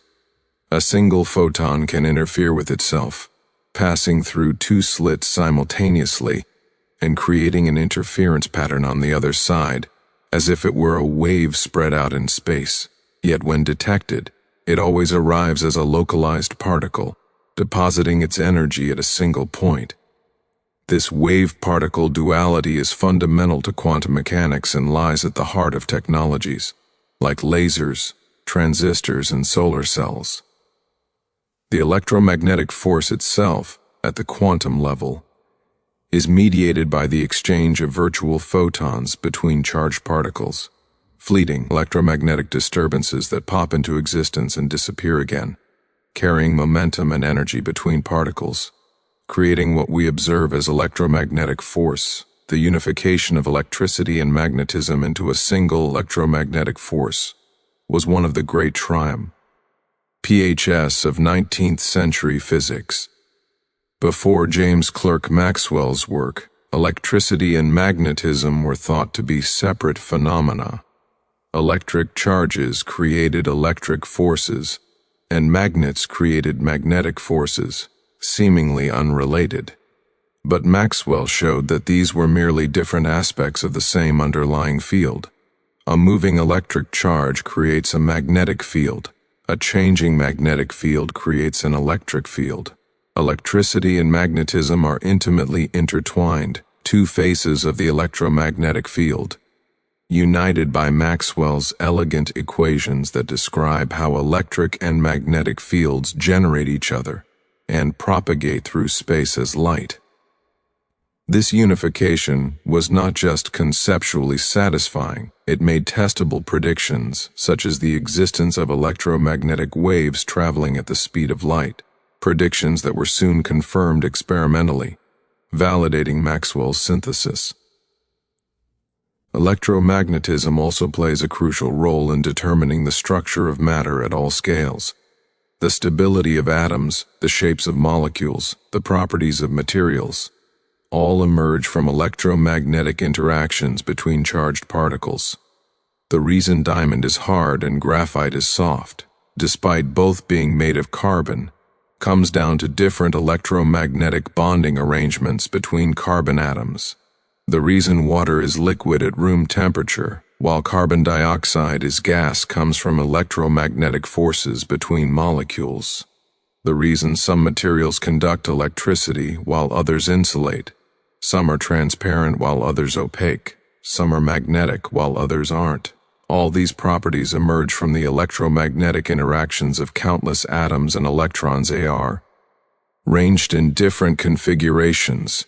Your body maintains its structure and function through electromagnetic forces. The shape of every protein is determined by electromagnetic attractions and repulsions between different parts of the amino acid chain, causing it to fold into a precise three-dimensional structure. Enzymes catalyze reactions by bringing molecules together in specific electromagnetic environments that lower the energy barriers for chemical transformations. Cell membranes maintain their integrity through electromagnetic forces between lipid molecules. The DNA double helix is held together by electromagnetic bonds between complementary base pairs. The replication of DNA, the transcription of genes, the translation of RNA into proteins, all depend on specific electromagnetic interactions that ensure the right molecules come together in the right ways at the right times. Even as you drift toward sleep, electromagnetic processes continue throughout your body. Your heart beats with a regular rhythm, driven by electrical signals that propagate through cardiac muscle cells, coordinated by electromagnetic waves of depolarization spreading across the heart tissue. This electrical activity is strong enough to be detected on your skin surface by electrodes, creating the electrocardiogram that doctors use to assess heart function. Your brain cycles through different states as you transition from wakefulness to sleep, marked by changes in the patterns of electromagnetic activity that can be measured as brain waves, the rhythmic oscillations of electrical potential reflecting the synchronized firing of millions of neurons. Your muscles relax as electromagnetic signals from your brain decrease, reducing the rate of action potentials traveling to muscle fibers, allowing tension to dissipate. Electromagnetism is the force that makes chemistry possible, and chemistry made life possible, and life gave rise to consciousness, and consciousness now contemplates the electromagnetic force that created it. You are a configuration of atoms held together by electromagnetic forces, animated by electromagnetic signals, perceiving the world through electromagnetic radiation, thinking electromagnetic thoughts in an electromagnetic brain. The force that binds electrons to nuclei is the same force that allows you to see a sunset, to feel a gentle touch, to hear music, to smell a flower. Every sensory experience, every thought, every feeling is ultimately an electromagnetic phenomenon, a pattern of electric charges and magnetic fields arranged in specific ways that give rise to the richness of subjective experience. As you rest now, recognize that you are immersed in electromagnetic fields, both the fields generated by your own body and the countless fields surrounding you. Radio waves pass through your body constantly, carrying information from distant transmitters. The Earth's magnetic field threads through you, pointing north. Infrared radiation bathes you, both from your own body heat and from everything around you. Visible light bounces off every surface, even in dim conditions. Your nerves crackle with electrical signals. Your heart pulses with electromagnetic waves. You are not separate from the electromagnetic field, but are part of it. A temporary pattern of charges and currents and fields that has organized itself into the complex structure you call our body, animated by the fundamental force of connection that reaches from the smallest quantum scale to the largest cosmic distances, binding atoms, creating light, enabling thought, and giving rise to the extraordinary phenomenon of consciousness contemplating its own electromagnetic nature. The speed of light is not merely a number, not simply the velocity at which photons travel through empty space. It is something far more profound, a fundamental constant woven into the very structure of space-time itself, an invariant speed that defines the relationship between space and time, matter and energy, cause and effect. At exactly 299,790,2,458 meters per second, light travels at a speed that seems almost arbitrary. Yet this precise value determines how the universe operates at the most fundamental level. It is the cosmic speed limit, the ultimate barrier that cannot be crossed by anything carrying information or energy. But more than that, it is the conversion factor between space and time, the speed at which causality propagates, the rate at which the present moment expands outward into the universe, defining what can influence what, when, and how. What makes the speed of light truly remarkable is its constancy. No matter how fast you move, no matter in what direction, no matter where you are in the universe, light always travels at exactly the same speed relative to you. This seems impossible, contradicting our everyday intuition about motion. If you're in a car traveling at 50 miles per hour and you throw a ball forward at 20 miles per hour, the ball moves at 70 miles per hour relative to the ground. Velocities add in the way we expect, but light doesn't behave to his way. If you're in a spacecraft traveling at half the speed of light and you shine a flashlight forward, the light doesn't travel at 1.5 times the speed of light. It travels at exactly the speed of light, the same speed it would have if you were standing still. This bizarre fact, confirmed by countless experiments, forced physicists to completely reimagine the nature of space and time. Albert Einstein built his special theory of relativity on this single counterintuitive fact: the speed of light is constant for all observers, regardless of their motion. From this one principle, combined with the requirement that the laws of physics should be the same for all observers moving at constant velocities, Einstein derived consequences that shattered our intuitive understanding of reality. Time is not absolute. It flows at different rates for observers in relative motion. Space is not fixed. Distances contract in the direction of motion. Mass and energy are equivalent, related by the famous equation E equals mc squared, where c is the speed of light. Simultaneity is relative. Events that appear to happen at the same time for one observer may occur at different times for another observer in motion. All of these strange effects emerge necessarily from the constancy of light's speed. Consider what this constancy means. When light leaves the sun, it travels through space at 299,792,458 meters per second. 8 minutes and 20 seconds later, it reaches Earth, having traversed about 150 million kilometers. During this journey, the light moves at exactly this speed relative to the sun, relative to Earth, relative to a spacecraft traveling between them, relative to a photon of light traveling in a different direction. This is not because light somehow adjusts its speed to match different reference frames, but because space and time themselves adjust.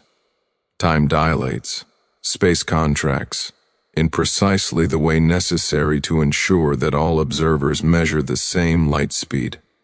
The universe is self-consistent in this way, maintaining the invariance of light speed by making space and time flexible rather than absolute. This speed limit applies not just to light, but to anything. Nothing with mass can accelerate to the speed of light, no matter how much energy you apply. As an object approaches light speed, it becomes harder and harder to accelerate further. The object's mass effectively increases, requiring ever more energy to produce the same acceleration. To actually reach the speed of light would require infinite energy, which is impossible. Only massless particles, like photons, can travel at light speed. And in fact, they must always travel at exactly this speed. They cannot slow down or speed up. From the photon's perspective, if such a perspective made sense, time doesn't pass at all during its journey. A photon emitted from a distant galaxy billions of years ago experiences no time between its creation and its absorption in a detector on Earth. For the photon, these events are simultaneous, separated by zero time. This is what it means to travel at the speed of light, to exist in a state where time stands still, where the beginning and end of your journey are the same moment. The speed of light determines the structure of causality in the universe. Events can only influence each other if a light signal could travel between them. If two events are separated by a distance greater than light could travel in the time between them, neither can have caused the other. They are causally disconnected, existing in each other's elsewhere. This creates a light cone structure to space-time, where each event has a past light cone containing all events that could have influenced it, and a future light cone containing all events it could potentially influence.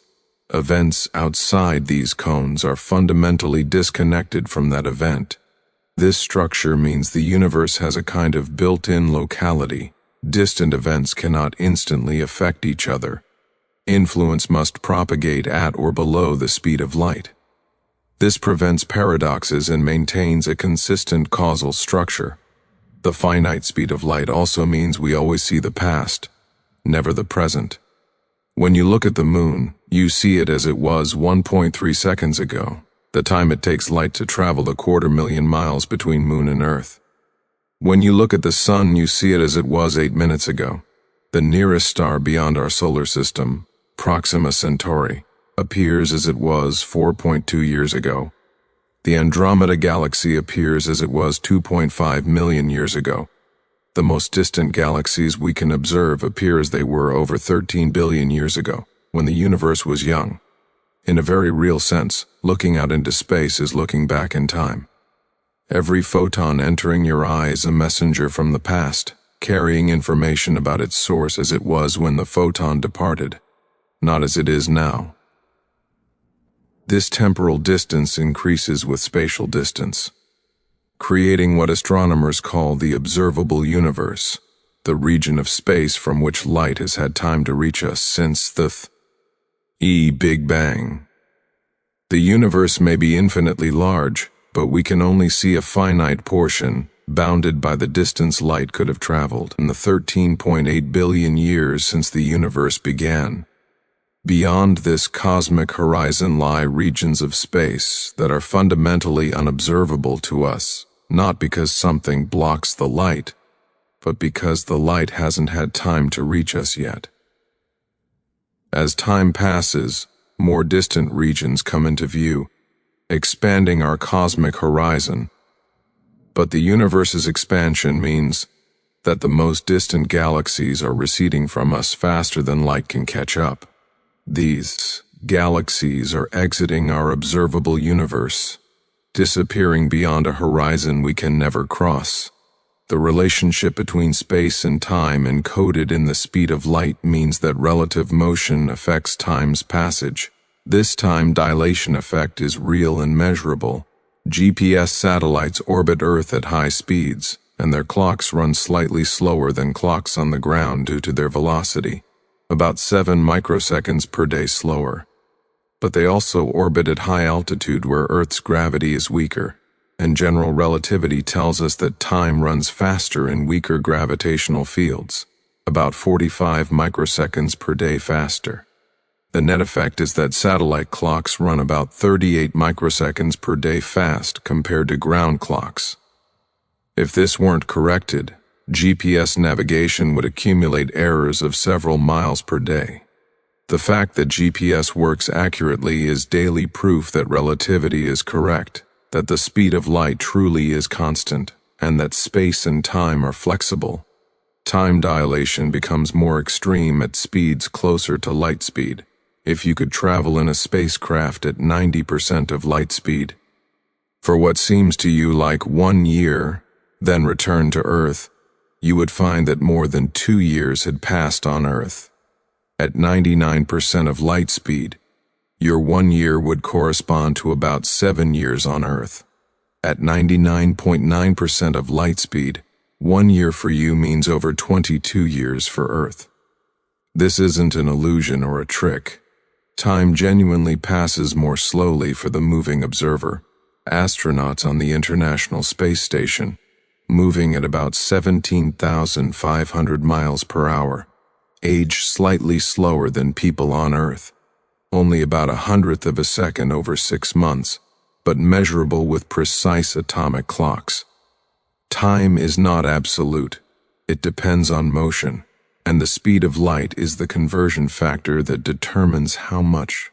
The speed of light also appears in Einstein's equation relating mass and energy, E equals mc squared. Here, c squared, the speed of light multiplied by itself, is the conversion factor between mass and energy. This equation tells us that mass is simply a concentrated form of energy, and the conversion rate is enormous. 1 kilogram of mass is equivalent to 90 quadrillion joules of energy, roughly the energy released by exploding 20 million tons of TNT. This is why nuclear reactions release so much energy. They convert tiny amounts of mass into energy, and the speed of light squared is such a large number that even minuscule mass losses produce enormous energy outputs. The Sun converts about 4 million tons of mass into energy every second through nuclear fusion, radiating that energy away as light, and it can continue doing so for billions of years because it contains so much mass to begin with. This equivalence of mass and energy means that energy has inertia, resistance to acceleration, just like mass does. When you accelerate an object, you're not just accelerating its rest mass, but also the kinetic energy it's accumulating, which itself acts like additional mass, making the object harder to accelerate further. As you approach light speed, the kinetic energy becomes enormous, effectively increasing the object's mass toward infinity, which is why reaching light speed would require infinite energy. The speed of light appears here as the fundamental barrier, the asymptotic limit that can be approached but never reached by anything with mass. Light itself experiences neither time nor distance. From a photon's reference frame, if we could adopt such a perspective, the journey from emission to absorption happens instantaneously across zero distance. The photon exists in an eternal now, simultaneously everywhere along its path. This is a consequence of the Lorentz transformations, the equations describing how space and time transform between different reference frames moving at different velocities. As an object's velocity approaches light speed, time dilation approaches infinity and length contraction approaches 100%. At exactly light speed, time stops and distances shrink to nothing. This is why we say photons don't experience time. In their reference frame, there is no time to experience. The constancy of light speed also affects how we must think about space itself. In our everyday experience, space seems like a fixed stage on which events occur. But relativity tells us that space contracts in the direction of motion. If you could observe a spacecraft traveling past you at 87% of light speed, it would appear compressed to half its length in the direction of travel, while its height and width remain unchanged. This isn't an optical illusion, but a genuine contraction of space itself in the moving frame. The spacecraft's inhabitants wouldn't notice their own contraction. To them, their ship seems normal, and it's the universe outside that appears contracted in the direction of their motion. Both perspectives are equally valid. There's no absolute reference frame to say who's really contracted. Space itself is relative, depending on the observer's state of motion, calibrated by the constant speed of light. These effects become important only at speeds approaching a significant fraction of light speed. In everyday life, we move at velocities so small compared to light speed that relativistic effects are negligible. A car traveling at highway speed moves at about 1/10,000,000th the speed of light, producing time dilation too small to matter for any practical purpose. This is why Newton's classical physics works so well for centuries. It's an excellent approximation when velocities are small compared to light speed. But when particles in accelerators reach 99.99% of light speed, or when we observe cosmic phenomena involving tremendous energies, relativistic effects dominate and must be accounted for. The universe at high speeds is strange and counterintuitive, governed by the constancy of light speed. The speed of light also determines how quickly information can travel, setting a fundamental limit on communication across distances. When engineers send commands to spacecraft exploring the outer solar system, there's an unavoidable delay, about 40 minutes for a signal to react. Voyager 1, now over 14 billion miles away. Conversations with astronauts on Mars will involve delays of between 3 and 22 minutes each way, depending on the planet's positions. There's no way to speed this up. No technology can transmit information faster than light.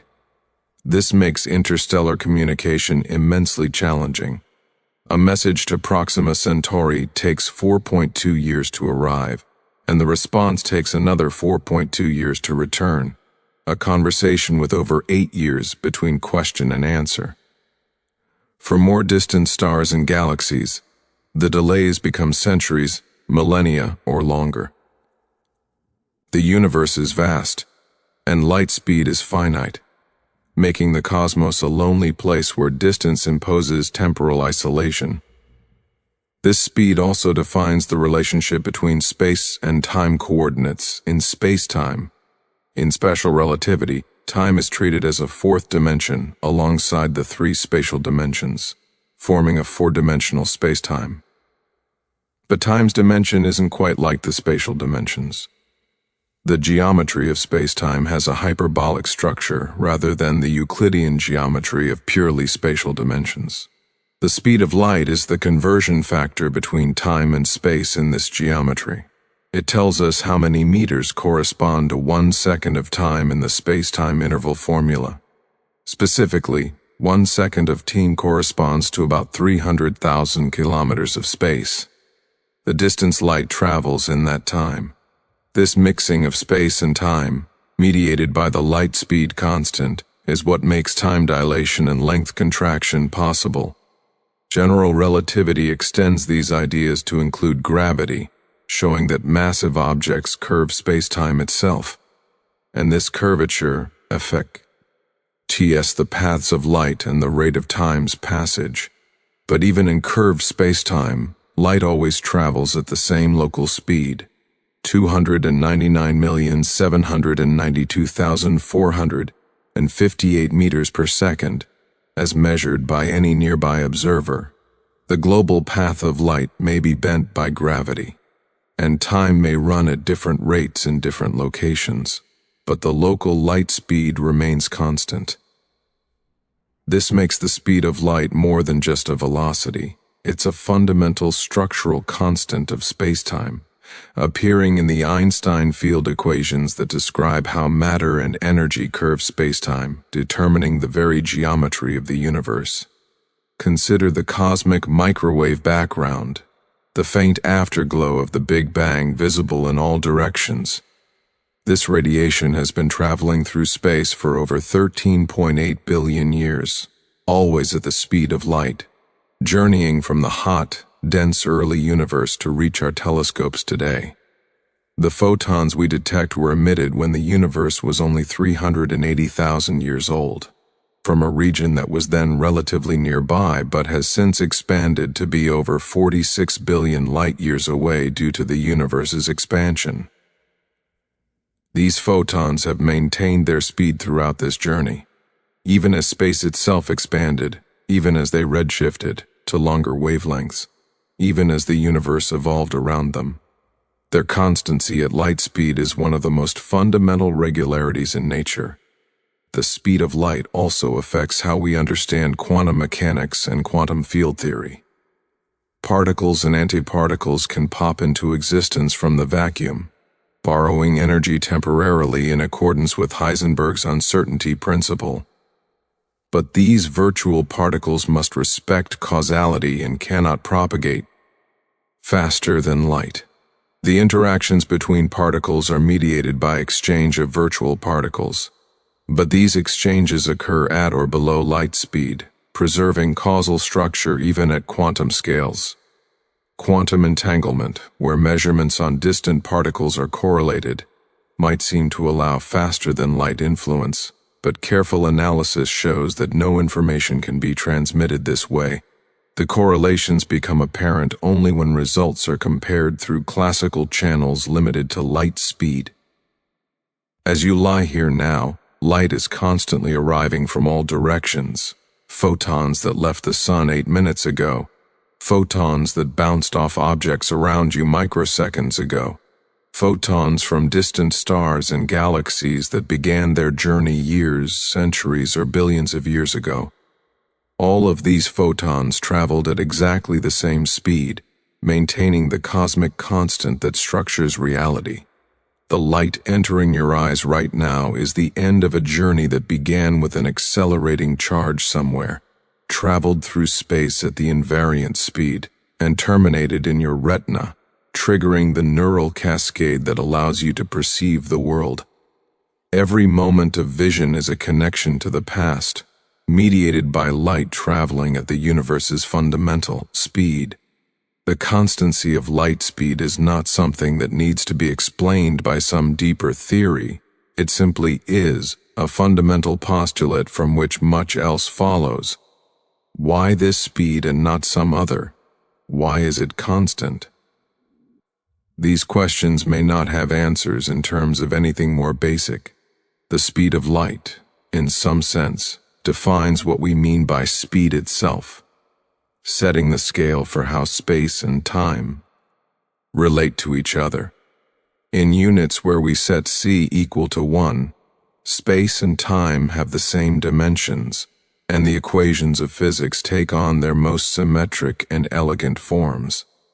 The speed of light is the natural unit of velocity in the universe, and all other speeds are merely fractions of this fundamental constant. This speed connects everything to everything else, determining how quickly influence can propagate, how space and time relate, how matter and energy are equivalent, how causality is structured, how the observable universe is bounded. It is the thread that weaves together the fabric of space-time itself, the constant that remains unchanged no matter where you are or how fast you move, the ultimate speed that defines the very structure of reality. As you drift towards sleep, Recognize that you exist in a universe where space and time are united by this constant, where the past and future are defined by light cones expanding at this speed, where the flow of information and causality proceeds at this rate, connecting all moments and all places in the grand causal structure we call the cosmos, held together by the invariant, eternal, unchanging speed of light propagating through the void at exactly 299,792,458 meters per second. Forever and always, the universe's ultimate constant. Quantum superposition is one of the most mysterious and profound principles governing reality at its smallest scales. It tells us that particles do not exist in definite states until they are measured, but rather hover in a ghostly combination of all possible states simultaneously, like waves of probability spreading through space, containing all potentials at once. An electron doesn't occupy one position or another. It exists in a superposition of many positions, a cloud of probability that only collapses into a single definite location when observed. A photon doesn't have a specific polarization until measured. It exists in a superposition of all possible polarizations, a quantum mixture that defies our everyday intuition about how things should behave. This is not ignorance about the particle's true state, not merely a lack of information. The particle genuinely does not possess a definite state until measurement forces it to choose. Reality itself, at the quantum level, is fundamentally uncertain, probabilistic, suspended between possibilities until the moment of observation crystallizes one outcome from the fog of potential. Imagine an electron bound to an atom, orbiting the nucleus in what we might picture as a planetary system in miniature. But quantum mechanics tells us this picture is wrong. The electron is not a tiny particle following a definite trajectory. Instead, it exists as a wave function, a mathematical description that assigns probabilities to finding the electron at different locations if we were to look. This wave function spreads throughout the space around the nucleus, strongest in certain regions and weaker in others, but never truly zero anywhere. The electron is, in a sense, smeared out across space, existing in a superposition of all possible locations simultaneously. Only when we perform a measurement, when we interact with the electron in a way that determines its position, does the wave function collapse and the electron appear at a specific place. Before measurement, it had no definite location. It was genuinely everywhere. Its wave function extended, existing in all those places at once as a superposition of position states. This peculiar behavior becomes even stranger when we consider experiments that probe it directly. The famous double-slit experiment illustrates superposition in a way that captures its paradoxical nature. Send individual electrons, one at a time, toward a barrier with two narrow slits. On the other side, place a detector screen to record where each electron lands. Common sense suggests each electron must pass through one slit or the other. After all, it's a single particle, and surely it can't split in half and go through both slits simultaneously. But the pattern that builds up on the detector screen, as thousands of electrons accumulate one by one, is not what you'd expect if electrons simply picked one slit or the other.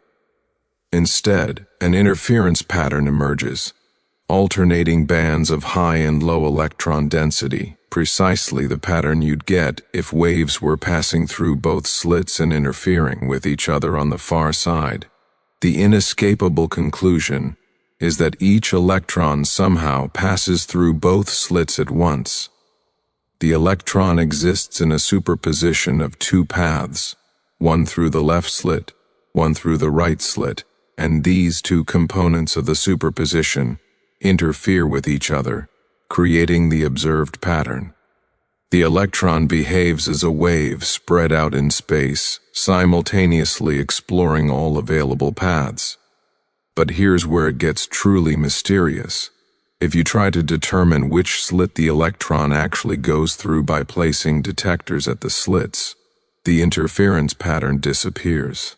The moment you measure which path the electron takes, you force it to choose one path or the other, collapsing the superposition.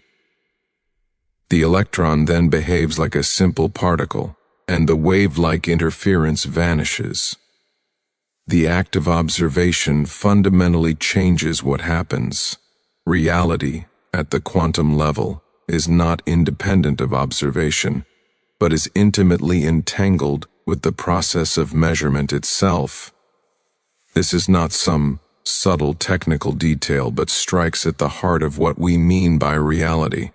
In classical physics, objects have definite properties whether we look at them or not. A ball has a specific position and velocity, a definite color and size, regardless of whether anyone observes it. But in quantum mechanics, particles do not possess definite properties until measured. Before measurement, they exist in superpositions of multiple states, suspended in quantum limbo between possibilities. The measurement process itself, through some mechanism that remains philosophically contentious, selects one possibility from the superposition, making it real, while the other possibilities vanish. What constitutes a measurement? This is one of the deepest puzzles in quantum mechanics. Clearly, a human looking at a detector constitutes measurement, but does the detector itself measure the particle before any human looks at it? Does measurement require consciousness, or is any irreversible interaction with a macroscopic system sufficient? Different interpretations of quantum mechanics give different answers. The Copenhagen interpretation, the traditional view, says that measurement collapses the wave function, converting possibility into actuality, but doesn't specify precisely what qualifies as measurement. The many worlds interpretat. Ion sidesteps collapse entirely, suggesting that all possible measurement outcomes actually occur in different branches of reality that split apart at each quantum event, with our consciousness experiencing only one branch while others continue independently. The decoherence approach explains apparent collapse through entanglement with the environment, causing quantum superpositions to rapidly evolve into mixtures of definite states without requiring any fundamental collapse mechanism. Despite these different interpretations, the mathematical formalism of quantum mechanics makes unambiguous predictions that have been confirmed by countless experiments. Particles genuinely do behave as if they exist in superpositions until measured. This is not speculation but established fact, demonstrated in laboratories worldwide, utilized in technologies like quantum computers that deliberately manipulate superpositions to perform calculations impossible for classical computers. The strangeness of superposition is woven into the fabric of reality, whether or not we fully understand why. Consider the quantum property called spin, a kind of intrinsic angular momentum that particles possess. An electron can have spin pointing up or spin pointing down along any chosen axis. But before measurement, the electron doesn't have definite spin. It exists in a superposition of spin-up and spin-down states. You might imagine the electron's spin is really pointing in some definite direction, and we just don't know which until we measure. But quantum mechanics tells us this is wrong. The electron genuinely has no definite spin direction until measured. You can verify this through a sequence of measure. Measure spin along one axis, and you get a definite answer, say, up. Now measure spin along a perpendicular axis. You'll get a random result, sometimes left, sometimes right. Now measure along the original axis again. Instead of getting the same answer as before, you'll get a random result again. The second measurement destroyed the information from the first measurement and put the electron into a superposition with respect to the original axis. This wouldn't happen if the electron had definite spin all along. It's evidence that measurement creates the property, rather than revealing a pre-existing value. Superposition becomes even more remarkable when extended to multiple particles through entanglement. Two particles can exist in a joint superposition where their properties are correlated in ways that seem to defy locality. Create two electrons in a special quantum state where their total spin is zero. Send them flying apart in opposite directions. Each electron individually is in a superposition of spin up and spin down, but they're correlated such that if you measure one and find it spin up, the other will definitely be spin down, and vice versa. This might sound unsurprising. Perhaps they left with opposite spins, and measurement just reveals which has which. But quantum mechanics predicts, and experiments confirm, that the correlations are stronger than any such classical explanation allows. The two electrons are not simply in unknown but definite states. They're in a superposition where neither has definite spin. Yet measurements on them are mysteriously correlated regardless of the measurement axis chosen and regardless of the distance separating them. This entanglement is what Einstein called spooky action at a distance, and he considered it evidence that quantum mechanics was incomplete. But experiments testing Bell's inequalities have conclusively shown that no theory of local hidden variables can reproduce quantum predictions. Nature really does exhibit these non-local correlations. When you measure one entangled particle, the other state instantaneously reflects the outcome, no matter how far apart they are. This doesn't allow faster-than-light communication.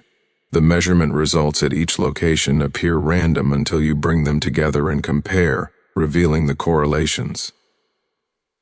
But it does mean the universe maintains connections between entangled particles that transcend space, a quantum wholeness that persists across arbitrary distances.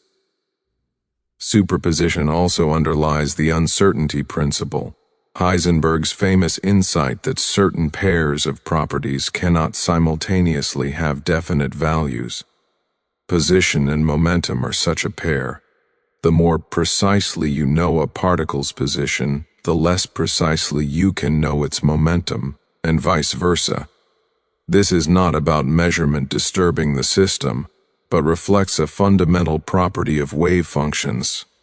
A wave function localized in position is necessarily spread out in momentum, and a wave function with definite momentum is spread out in position. A particle cannot simultaneously be in a state of definite position and definite momentum because these properties are described by incompatible superpositions. The particle exists in a quantum state that's a superposition with respect to both properties, and measurement of one forces the other into a broad superposition. This uncertainty is not a limitation of our instruments, but a feature of reality itself. Particles genuinely don't have simultaneously precise positions and momenta.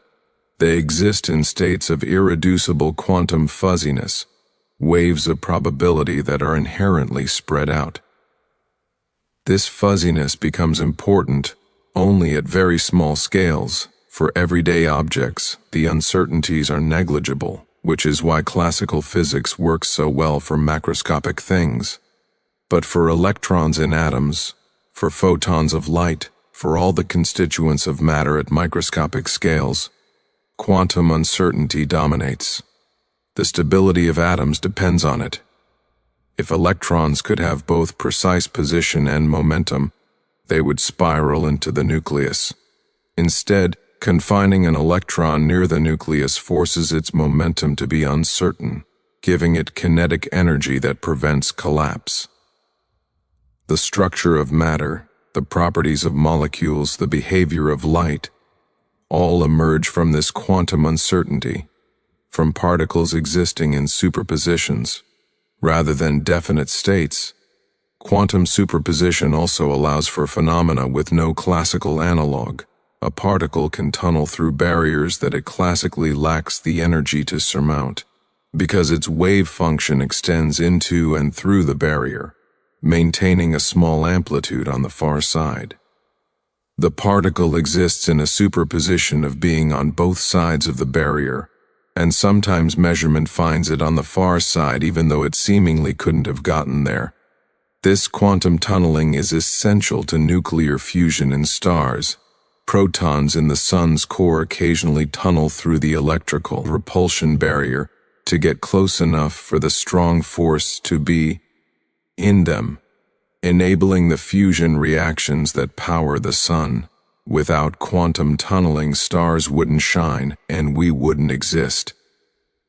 Another consequence of superposition is the Casimir effect, where two uncharged metal plates in vacuum experience an attractive force because the quantum vacuum itself is not empty but filled with virtual particles popping in and out of existence, electromagnetic field fluctuations that briefly exist in superpositions before vanishing.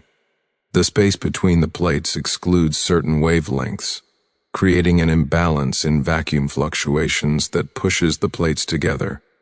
This measurable force is direct evidence that even empty space is seething with quantum activity, fields existing in superpositions of excitation states, a roiling quantum foam underlying apparently empty vacuum. Quantum computers exploit superposition to perform calculations in fundamentally new ways. A classical computer bit is either 0 or 1 at any moment. A quantum bit, or qubit, can exist in a superposition of 0 and 1 simultaneously. With multiple qubits, you can create superpositions of all possible combinations.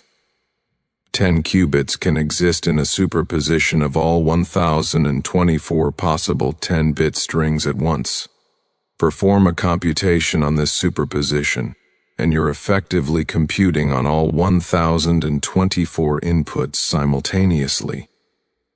Measurement collapses the superposition to reveal one outcome, but by cleverly designing algorithms, you can arrange for wrong answers to interfere destructively, while right answers interfere constructively, so measurement is likely to yield the solution. For certain problems, this quantum parallelism offers exponential speedup over classical computers, potentially revolutionizing cryptography, optimization, and simulation of quantum systems. Quantum computers are difficult to build because maintaining superposition requires isolating qubits from their environment. Any unwanted interaction causes decoherence, collapsing the superposition prematurely. But recent advances have demonstrated quantum advantage for specific tasks, confirming that superposition is not just a theoretical curiosity but a practical computational resource. The phenomenon of quantum decoherence explains why we don't observe superpositions in everyday life. Large objects, like people or tables or planets, are constantly interacting with their environment through countless channels. Air molecules bouncing off them, photons scattering from their surfaces, thermal vibrations coupling to surrounding matter. These interactions entangle the object with its environment, and this entanglement effectively collapses superpositions on timescales so short that macroscopic superpositions never have a chance to develop. The cat in Schrödinger's famous thought experiment, supposedly in a superposition of alive and dead, would actually decohere essentially instantly through interaction with air, light, and its own internal thermal noise. Superposition is fragile, easily destroyed by interaction with the environment, which is why it manifests only in carefully controlled, microscopic systems, or in brief moments before decoherence sets in. Yet in a sense, everything is always in superposition. It's just that for macroscopic objects, decoherence happens so rapidly that we never see the quantum behavior. The fundamental laws are quantum, with classical physics emerging as an approximation in the limit of large systems strongly coupled to their environment. The universe, at its deepest level, is inherently quantum, built on superpositions and uncertainties, with the classical world of definite properties arising only through the averaging and decoherence effects of countless quantum interactions. Superposition also connects to the fundamental randomness in quantum mechanics. When a particle in a superposition is measured, the outcome is genuinely random, not determined by any hidden variables or prior conditions, but emerging probabilistically from the quantum state. This randomness is not due to ignorance, but is built into the fabric of reality. God does play dice, contrary to Einstein's hope, and the dice are quantum superpositions that collapse into definite outcomes, with probabilities given by the wave function's amplitudes. This introduces fundamental unpredictability into nature, not just practical unpredictability from chaos or complexity, but true ontological randomness where the universe itself hasn't decided what will happen until the moment it happens. As you lie here now, your body is composed of countless atoms, each containing electrons in quantum superposition across their orbital wave functions.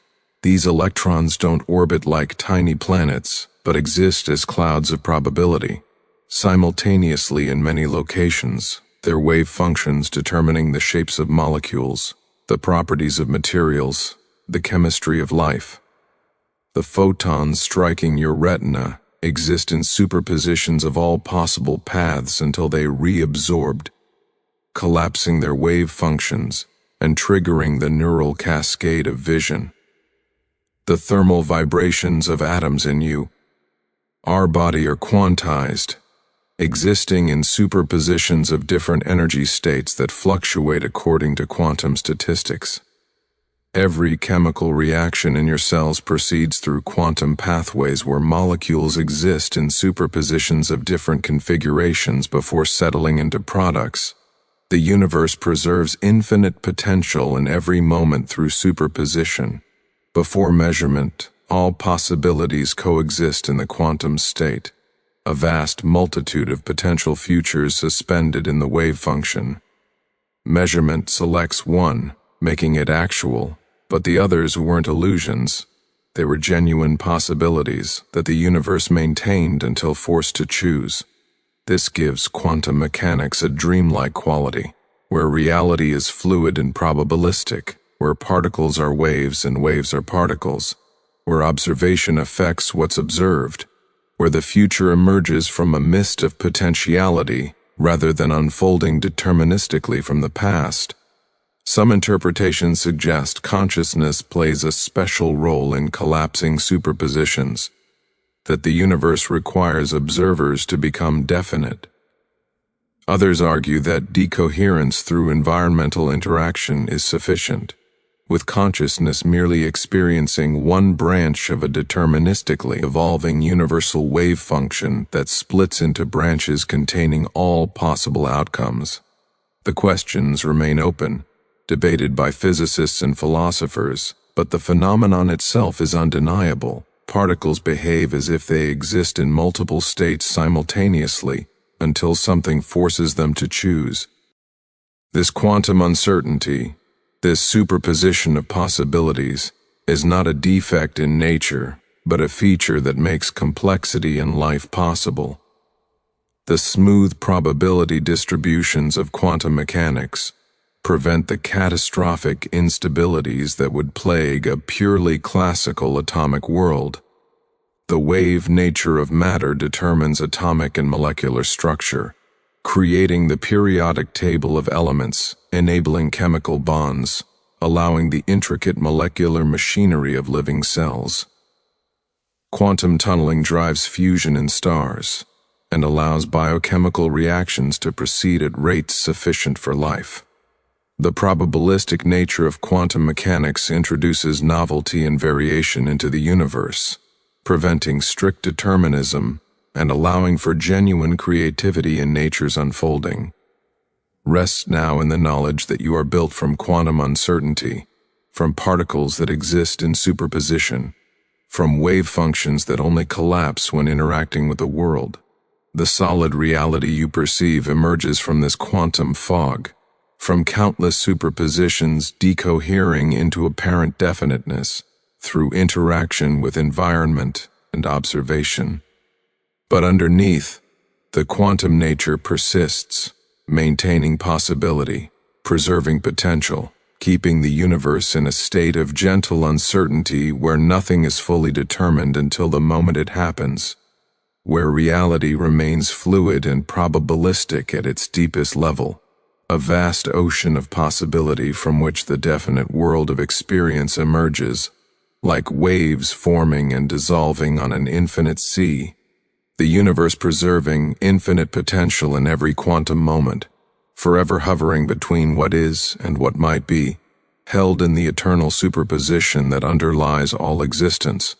The strong nuclear force is the most powerful force in the universe, and yet it operates in complete silence and invisibility at scales so small that we can never directly perceive it. While gravity shapes the cosmos across billions of light years, and electromagnetism governs the world we see and touch, the strong force works only within the tiny nucleus at the center of atoms, across distances measured in femtometers, millionths of a billionth of a meter. Within this impossibly small realm, the strong force reigns supreme, binding protons and neutrons together with a strength that dwarfs all other forces. It is the glue that holds matter itself together at its most fundamental level, the force that prevents atomic nuclei from flying apart despite the intense electromagnetic repulsion between positively charged protons packed into unimaginably small volumes. Without the strong force, protons would repel each other violently, nuclei could not exist, atoms would be nothing but lone protons and electrons, and the rich complexity of matter would be impossible.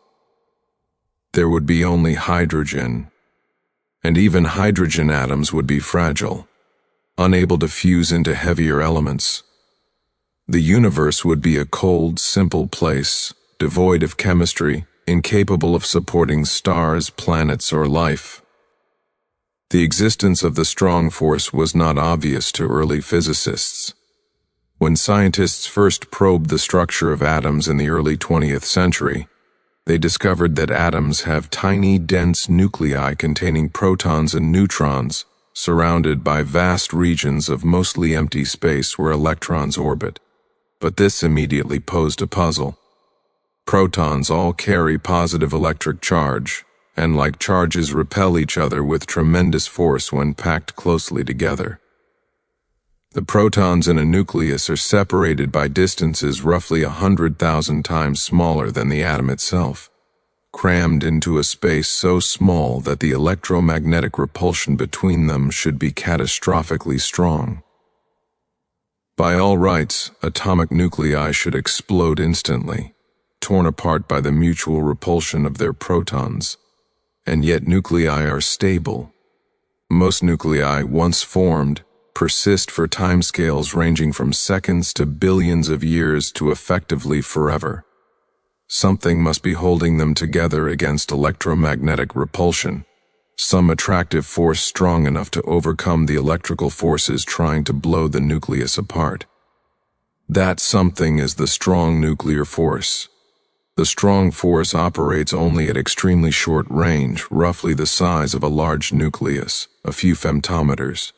Within this range, it is about 100 times stronger than electromagnetism, which itself is vastly stronger than gravity at atomic scales. The strong force's strength and short range give it a peculiar character. Unlike gravity and electromagnetism, which decrease smoothly with distance, but extend infinitely, the strong force drops precipitously to nearly zero beyond a few femtometers. This is why we never observe the strong force directly in our macroscopic world. It simply doesn't reach beyond nuclear scales. But within its domain, it is overwhelmingly powerful, binding nucleons, protons, and neutrons, together with energies measured in millions of electron volts, far greater than the energies involved in chemical bonds, which are mere electron volts. This is why nuclear reactions release so much more energy than chemical reactions. Breaking or forming chemical bonds involves rearranging electrons, a relatively gentle process governed by electromagnetic forces. Breaking or forming nuclear bonds involves overcoming or harnessing the strong force, and the energy scales are millions of times larger. The strong force has another peculiar property.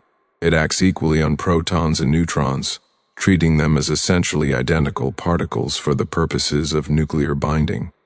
This charge independence means that a proton-proton, proton-neutron, or neutron-neutron pair all feel the same strong attraction at close range. This is quite different from electromagnetism, which only affects charged particles and distinguishes sharply between positive and negative charges. The strong force doesn't care about electric charge. It acts on a different property called colored charge, part of the more fundamental theory of quantum chromodynamics that describes the strong force at the deepest level. But at the scale of nuclear physics, we can think of the strong force as acting between nucleons, binding them together regardless of whether they're protons or neutrons.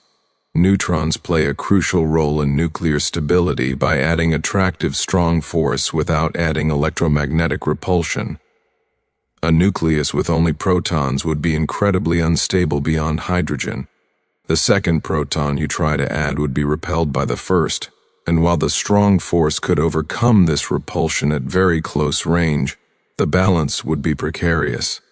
But add a neutron, and you get additional strong force attraction without additional electromagnetic repulsion, stabilizing the nucleus.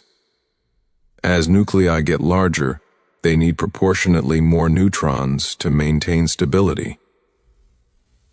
Small nuclei like helium-4 have equal numbers of protons and neutrons. Medium-sized nuclei like iron-56 have slightly more neutrons than protons. Very large nuclei like uranium-238 have substantially more neutrons than protons, 92 protons, but 146 neutrons.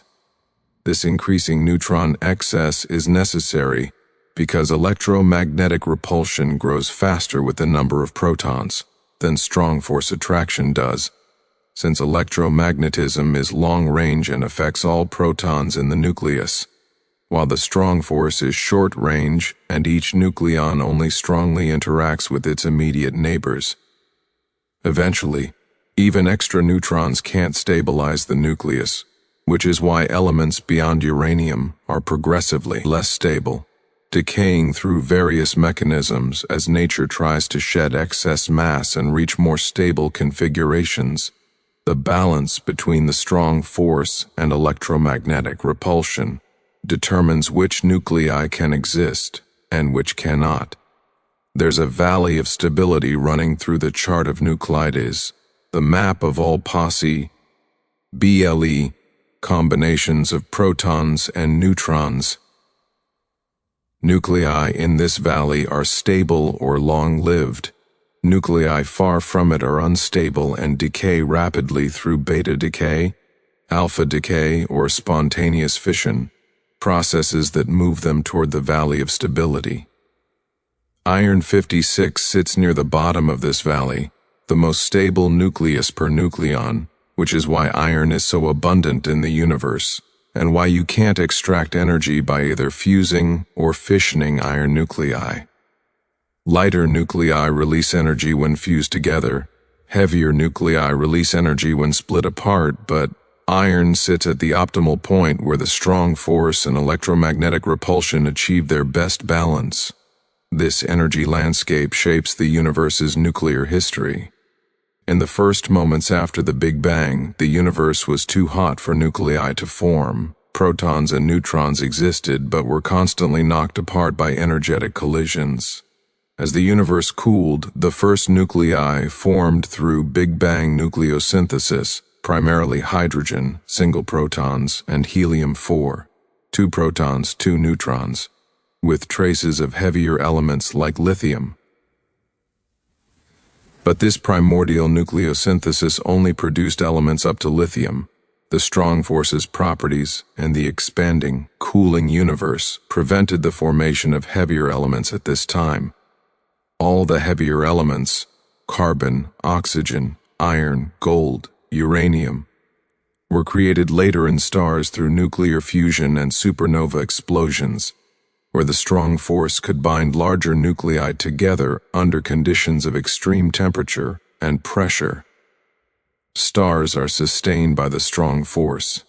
In the sun's core, temperatures reach 15 million degrees Kelvin, hot enough for protons to collide with sufficient energy to overcome their electromagnetic repulsion and get close enough for the strong force to bind them together.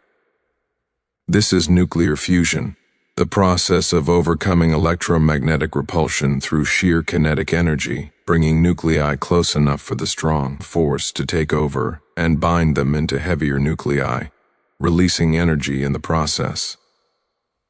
The sun fuses hydrogen into helium, converting about 4 million tons of mass into energy every second through the strong force binding protons and neutrons into helium nuclei. This releases energy because helium-4 is particularly stable.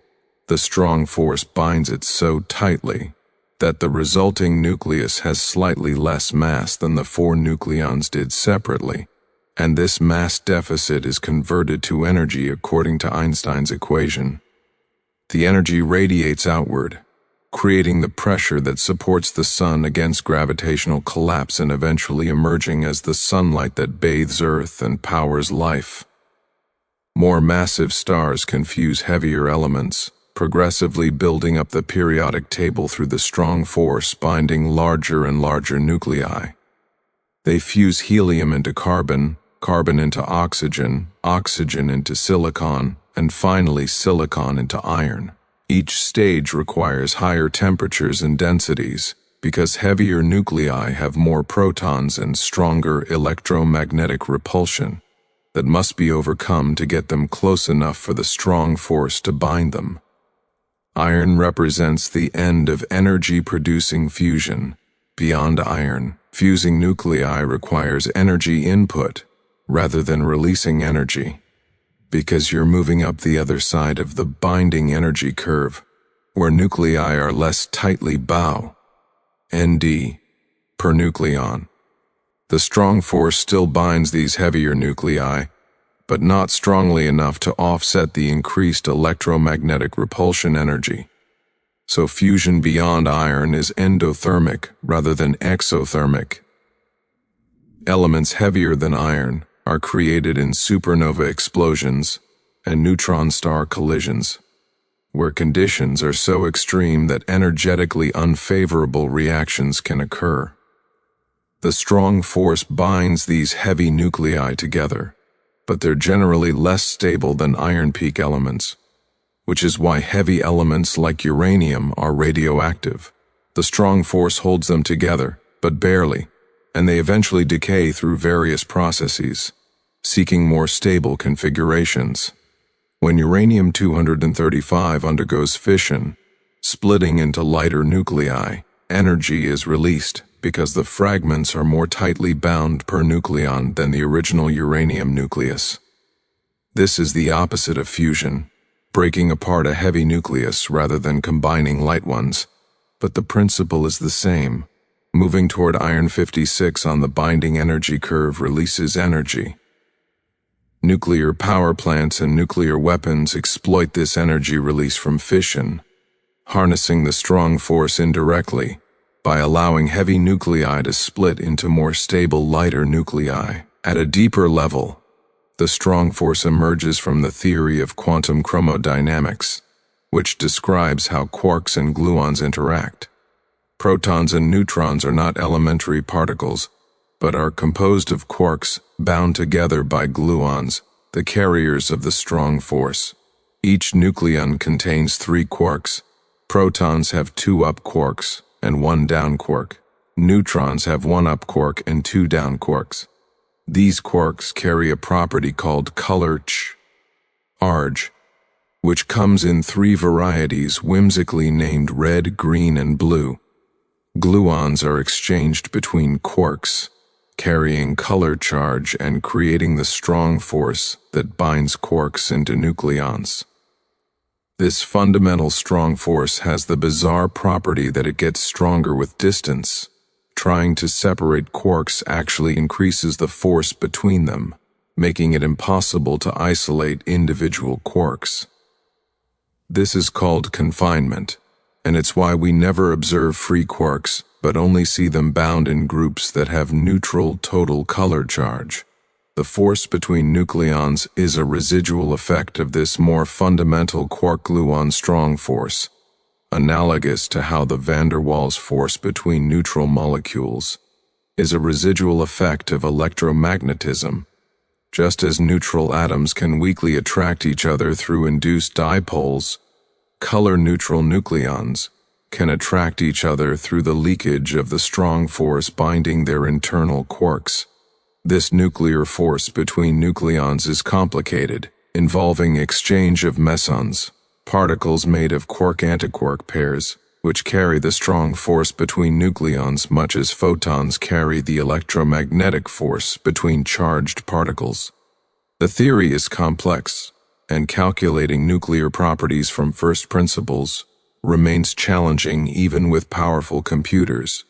But the underlying mechanism is clear. The strong force binds quarks into nucleons, and the residual strong force binds nucleons into nuclei. The strong force is also responsible for the mass of ordinary matter. You might think that a proton's mass comes from adding up the masses of its three quarks, but this is far from true. The up and down quarks that compose protons and neutrons have masses of only a few MeV, while the proton itself has a mass of 938 MeV. The vast majority of the proton's mass, and therefore the mass of all atoms including your body, comes not from the quarks themselves, but from the binding energy of the strong force that holds the quarks together. This energy, divided by the speed of light squared, contributes mass according to Einstein's equation. The strong force field energy inside the proton, the kinetic energy of quarks zipping around near light speed, and the gluons mediating the force between them, all this contributes to the proton's mass.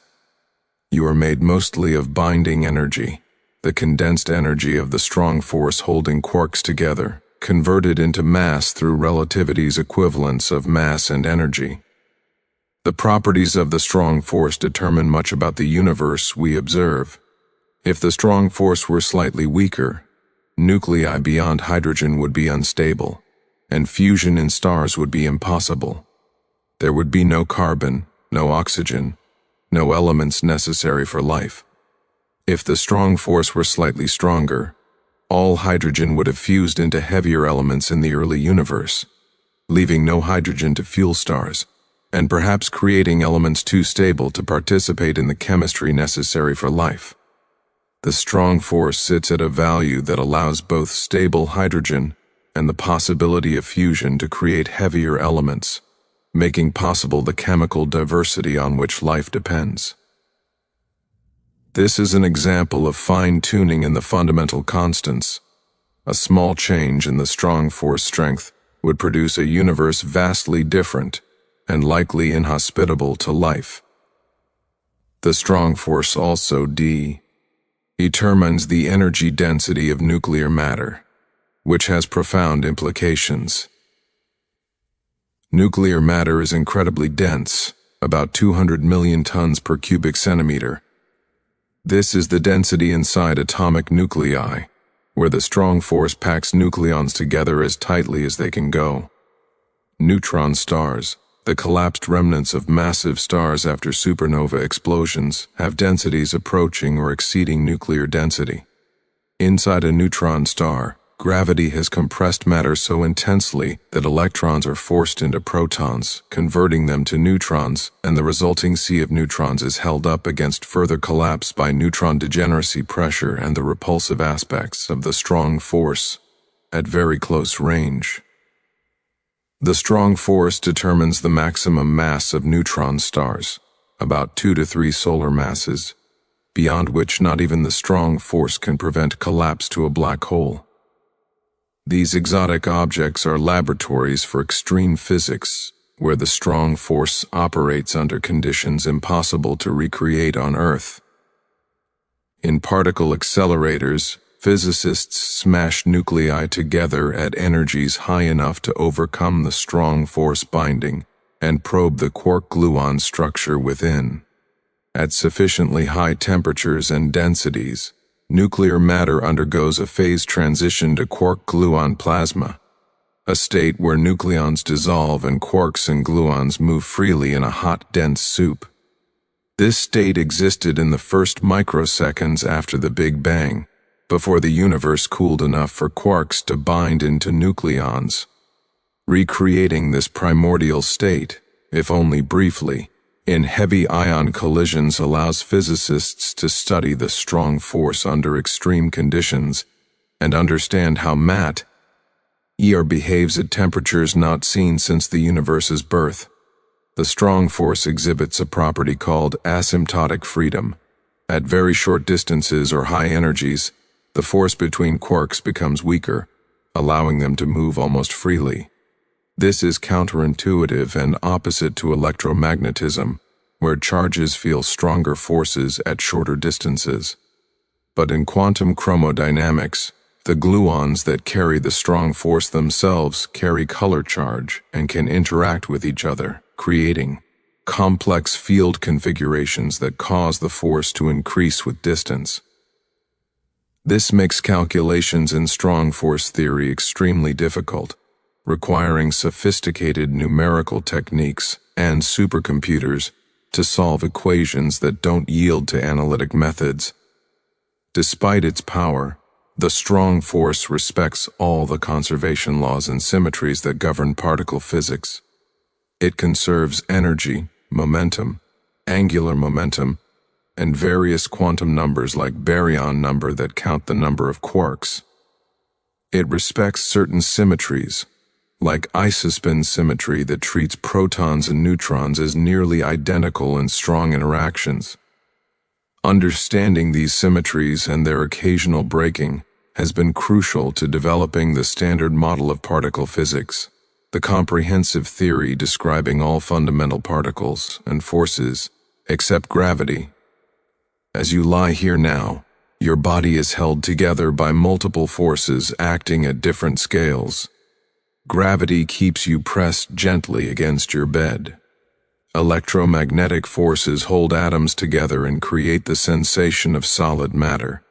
But at the deepest level, in the nuclei at the centers of every atom in your body, the strong force is working silently and ceaselessly, binding protons and neutrons together, creating the stable nuclei that make your existence possible. Every carbon atom in your tissues, every oxygen atom you breathe, every calcium atom in your bones was forged in stellar furnaces through the strong force binding lighter nuclei into heavier ones. The energy that powers your body comes ultimately from sunlight, which comes from nuclear fusion in the sun, which comes from the strong force binding hydrogen into helium and releasing energy. You are a product of the strong force, composed of its handiwork, animated by its energy, existing because this force has precisely the strength needed to create stable matter and power stars. The strong force represents power in stillness because it operates invisibly, at scales we cannot perceive, yet determines the basic structure of matter and the energy sources that power the universe. It is the strongest force in nature by far, yet its influence is confined to the smallest volumes, acting only across distances smaller than an atom. Within its domain, it is absolute, binding quarks with forces so intense that they cannot be separated, binding nucleons into nuclei with energies millions of times greater than chemical bonds. This is the force that makes matter possible, that powers stars, that created the elements, that determines the boundary between stable and unstable nuclei, that releases energy in fusion and fission, that gives mass to matter, and that operates according to the deep mathematical principles of quantum field theory, describing quarks and gluons, interacting through color charge.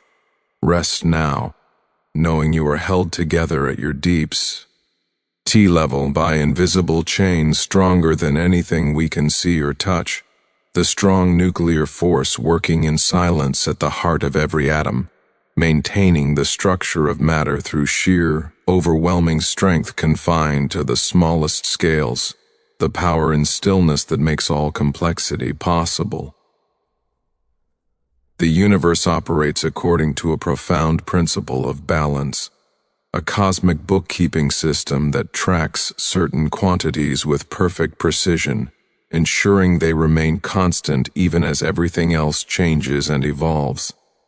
These are the conservation laws, fundamental rules stating that specific properties of the universe can neither be created nor destroyed, but can only be transferred or transformed. Energy is conserved, momentum is conserved, angular momentum is conserved, electric charge is conserved, and numerous other quantities remain constant through all physical processes. These conservation laws are not arbitrary restrictions imposed on nature, but emerge naturally from symmetries in the fundamental laws of physics. This deep connection between symmetry and conservation, formalized in Noether's theorem, reveals that the universe's apparent diversity and complexity unfolds within a framework of perfect mathematical harmony, where transformations leave certain essential features unchanged, and this invariance under transformation manifests as quantities that persist through time, creating islands of permanence in a sea of change. Symmetry, in physics, means invariance under transformation. A system or law has symmetry if it looks the same, behaves the same, or remains unchanged when you perform certain operations on it. A perfect sphere has rotational symmetry, R, rotated by any angle about any axis through its center, and it looks identical. The laws of physics have many symmetries, and each symmetry corresponds to a conserved quantity through a relationship discovered by mathematician M.E. Noether in 1915. Noether's theorem states that every continuous symmetry of the laws of physics implies the existence of a conserved quantity. This theorem is one of the most beautiful and profound results in theoretical physics, connecting abstract mathematical properties to concrete physical observables, revealing that conservation laws are not independent facts about nature, but are inevitable consequences of how the universe is structured at its most fundamental level. Consider the symmetry of time translation. The laws of physics are the same today as they were yesterday and will be tomorrow. If you perform an experiment now and repeat it a week later under identical conditions, you get the same results. This invariance under shifting time translation symmetry, is a fundamental feature of the universe. Noether's theorem tells us that this symmetry implies the conservation of energy. Because the laws of physics don't change with time, energy must be conserved. The total energy of an isolated system remains constant, though it may transform from kinetic to potential, from chemical to thermal, from mass to radiation. It never increases or decreases in total amount. This conservation is not a separate law but is a direct consequence of time translation symmetry. The universe's indifference to when events occur guarantees that energy persists. Similarly, the laws of physics are the same everywhere in space. Perform an experiment here, or 1,000 miles away, or in a distant galaxy, and the same laws apply. This spatial translation symmetry, The universe's homogeneity implies, through Noether's theorem, the conservation of momentum. The total momentum of an isolated system remains constant. When objects collide, push against each other, or interact in any way, momentum is transferred between them but never created or destroyed. This is why rockets work in empty space. They conserve momentum by expelling exhaust in one direction, gaining momentum in the opposite direction. The universe's indifference to where events occur guarantees that momentum persists. The laws of physics also show rotational symmetry. They're the same regardless of orientation. There is no preferred direction in empty space. North is not fundamentally different from south, and up is not intrinsically distinct from down. This rotational symmetry implies the conservation of angular momentum. The total angular momentum of an isolated system remains constant. A spinning ice skater pulls in her arms and spins faster because her rotational inertia decreases, and angular momentum, the product of rotational inertia and angular velocity, must remain constant. Planets orbit stars in stable ellipses because their angular momentum is conserved. Galaxies maintain their spiral structures over billions of years because the vast clouds of gas and stars that formed them conserved their angular momentum as they collapsed. The universe's indifference to orientation guarantees that angular momentum persists. These three conservation laws, energy, momentum, and angular momentum, emerge from the three fundamental symmetries of space-time, time translation, spatial translation, and rotation. They are not independent facts requiring separate explanations, but are unified consequences of how space-time is structured. This elegance hints at a deeper order underlying physical law, where seemingly distinct phenomena are revealed as different aspects of a single coherent mathematical framework. The universe is not a collection of unrelated rules, but a unified whole, where symmetry principles generate conservation laws, and conservation laws constrain what can happen, creating order and predictability amid complexity. Beyond these space-time symmetries, there are internal symmetries related to properties of particles and fields. Electric charge conservation is one of the most precise and important. In every process ever observed, the total electric charge remains constant.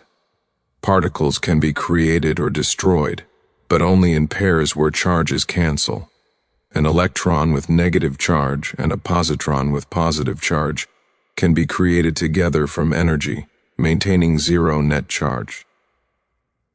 They can also annihilate, converting their mass into energy, but again the total charge before and after is zero. No process has ever been observed that creates or destroys net electric charge. This conservation is believed to be exact, a consequence of the gauge symmetry underlying electromagnetism in quantum field theory. The universe maintains perfect accounting of electric charge, tracking every positive and negative contribution with absolute precision across all interactions. This charge conservation has profound implications. It means the number of electrons in the universe minus the number of positrons is a constant that has remained unchanged since the Big Bang. It means atoms are electrically neutral, with exactly as many electrons as protons, creating the stable matter we observe.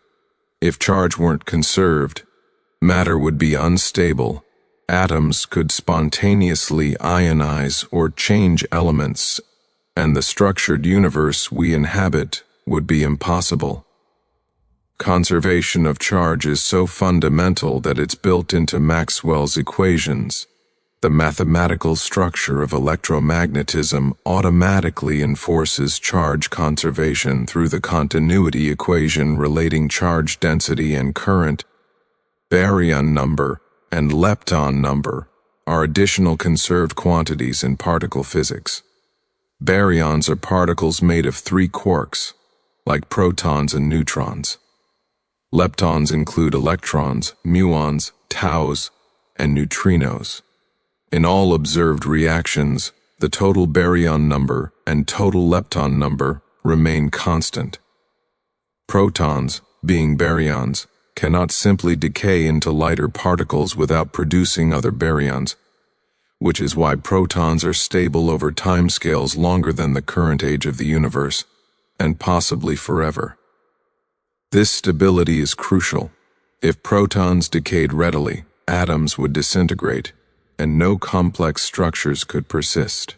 Some theories beyond the standard model predict extremely slow proton decay, and experiments deep underground watch for this rare process. But so far, no convincing evidence of proton decay has been found. The apparent conservation of baryon number is what gives matter its remarkable stability. Symmetry also manifests in the existence of antiparticles. For every particle, there exists an antiparticle with the same mass but opposite charge, and certain other quantum numbers. The electron has the positron. The proton has the antiproton. Each quark has an antiquark. When particle and antiparticle meet, they can annihilate, converting their mass entirely into energy, typically producing photons. This process conserves all the relevant quantum numbers. If an electron and positron annihilate, the total charge before and after is zero. The total lepton number is zero. Electron has +1, positron has -1, and energy and momentum are conserved as the mass converts to radiation. The existence of antimatter is a prediction of relativistic quantum mechanics, emerging naturally from the Dirac equation, and represents a deep symmetry in nature called charge conjugation symmetry. The laws of physics are nearly the same if you replace every particle with its antiparticle. However, this symmetry is not perfect. Our universe contains matter, but essentially no antimatter. The stars, planets, and galaxies we observe are made of matter. Protons, neutrons, electrons, not their antiparticles. This asymmetry is one of the great mysteries in physics. The Big Bang should have created equal amounts of matter and antimatter, which would have annihilated almost completely, leaving a universe full of radiation but essentially no matter. Yet here we are, made of matter, in a universe dominated by matter. Some asymmetry in the laws of physics must have favored matter over antimatter in the early universe, allowing a small excess of matter to survive the annihilation. This is called baryogenesis, and while we know certain conditions necessary for it to occur, violation of baryon number conservation, violation of charge conjugation and parity symmetries, and processes occurring out of thermal equilibrium, the precise mechanism remains uncertain. Subtle violations of combined charge parity symmetry have been observed in particle physics experiments, demonstrating that nature does distinguish between matter and antimatter in rare processes. But whether these violations are sufficient to explain the cosmic matter-antimatter asymmetry is still debated. Symmetry breaking is a fascinating phenomenon where the laws of physics possess a symmetry, but the actual state of the universe does not. Imagine a perfectly symmetric ball sitting at the top of a symmetric hill with valleys all around. The situation is rotationally symmetric. No direction is preferred. But if the ball rolls down, it must choose a direction, ending up in one particular valley. The ball's final position breaks the rotational symmetry, even though the laws governing its motion are symmetric. This is spontaneous symmetry breaking, and it plays a crucial role in particle physics and cosmology. The Higgs mechanism, which gives particles their masses, is an example of spontaneous symmetry breaking. The underlying electroweak theory has a symmetry between electromagnetic and weak forces, but the Higgs field pervading all space takes on a non-zero value that breaks this symmetry, causing the electromagnetic and weak forces to appear distinct at low energies and giving particles different masses. In the early universe, at extremely high temperatures, many symmetries that are now broken were intact. As the universe expanded and cooled, it underwent phase transitions where symmetries spontaneously broke, much like water freezing into ice chooses a particular crystalline structure even though the liquid state was rotationally symmetric. This asymmetry breaking events shape the fundamental forces and particle properties we observe today. The strong force, electromagnetic force, and weak force were once unified at high energies, but as the universe cooled, symmetries broke, separating these forces into the distinct interactions we now observe. Understanding how symmetries break and how the universe evolves through these transitions is key to understanding why the laws of physics have their current form.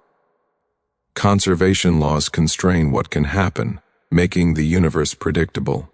If you know the total energy, momentum, and angular momentum of an isolated system, these quantities cannot change, no matter how complex the internal dynamics. This drastically reduces the number of possible outcomes. In a collision between two particles, conservation of energy and momentum alone restricts the possible final states, allowing physicists to predict probabilities for different outcomes. In quantum mechanics, where individual events are probabilistic, conservation laws still hold exactly. Probabilities must be distributed among outcomes in ways that respect conservation. This makes calculations possible and predictions testable, allowing the entire edifice of modern physics to rest on a foundation of symmetry and conservation. These principles also reveal connections between seemingly unrelated phenomena.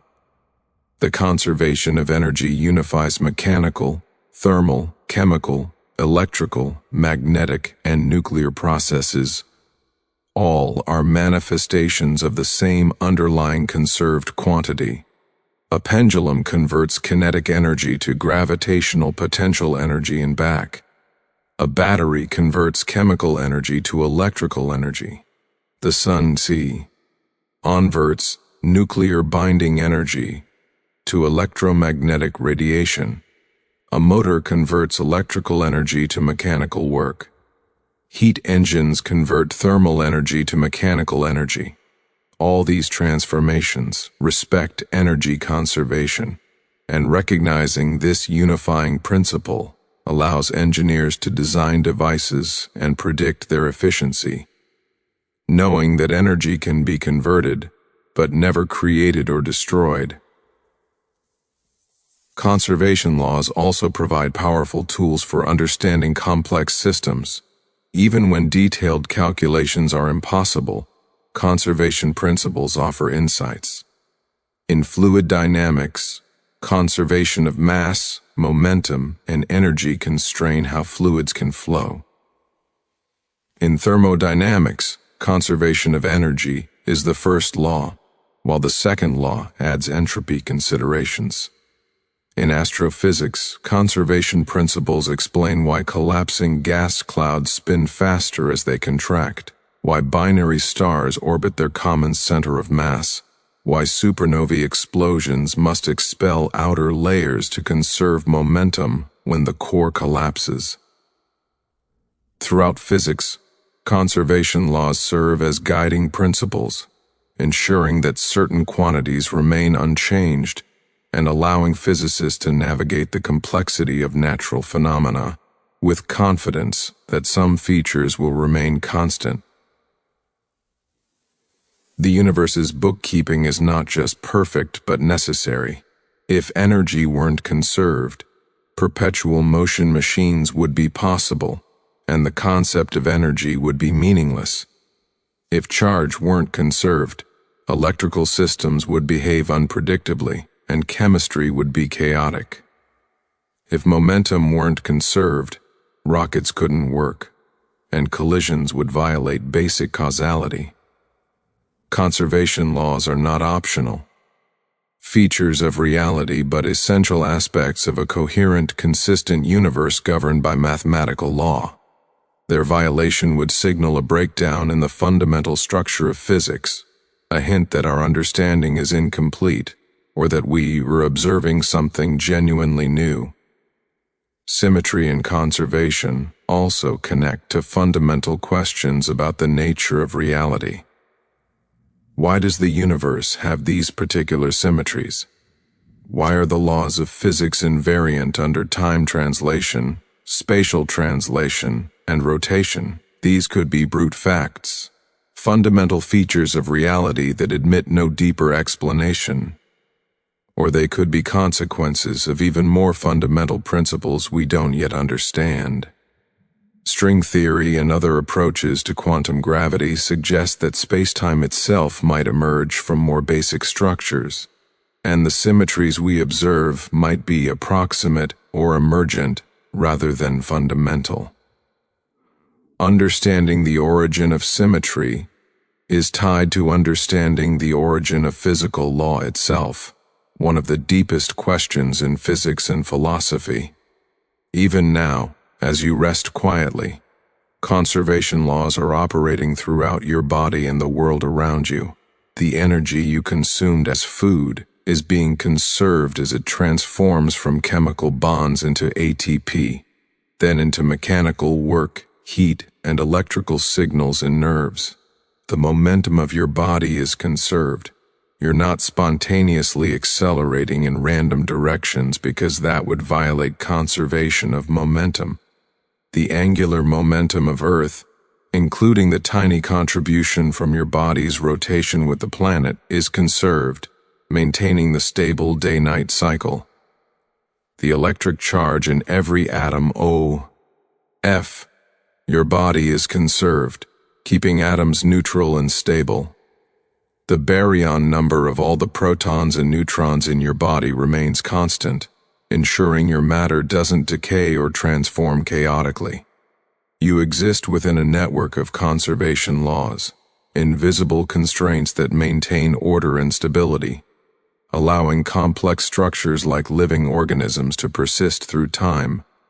The universe maintains perfect balance through symmetry and conservation. For every force, there is a response that preserves momentum. For every particle, there is an antiparticle with opposite quantum numbers, ensuring symmetry in the particle spectrum.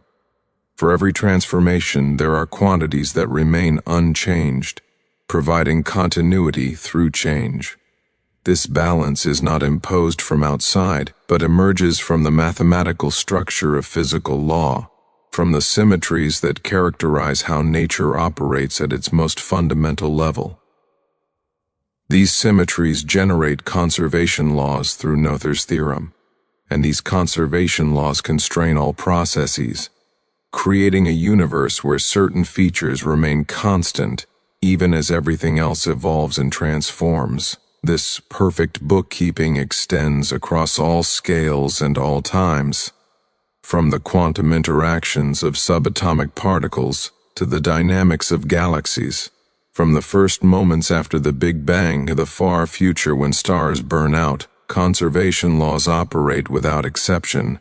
They connect past and future, ensuring that the total energy now equals the total energy at the universe's beginning and will equal the total energy at its end, merely redistributed and transformed but never created or destroyed.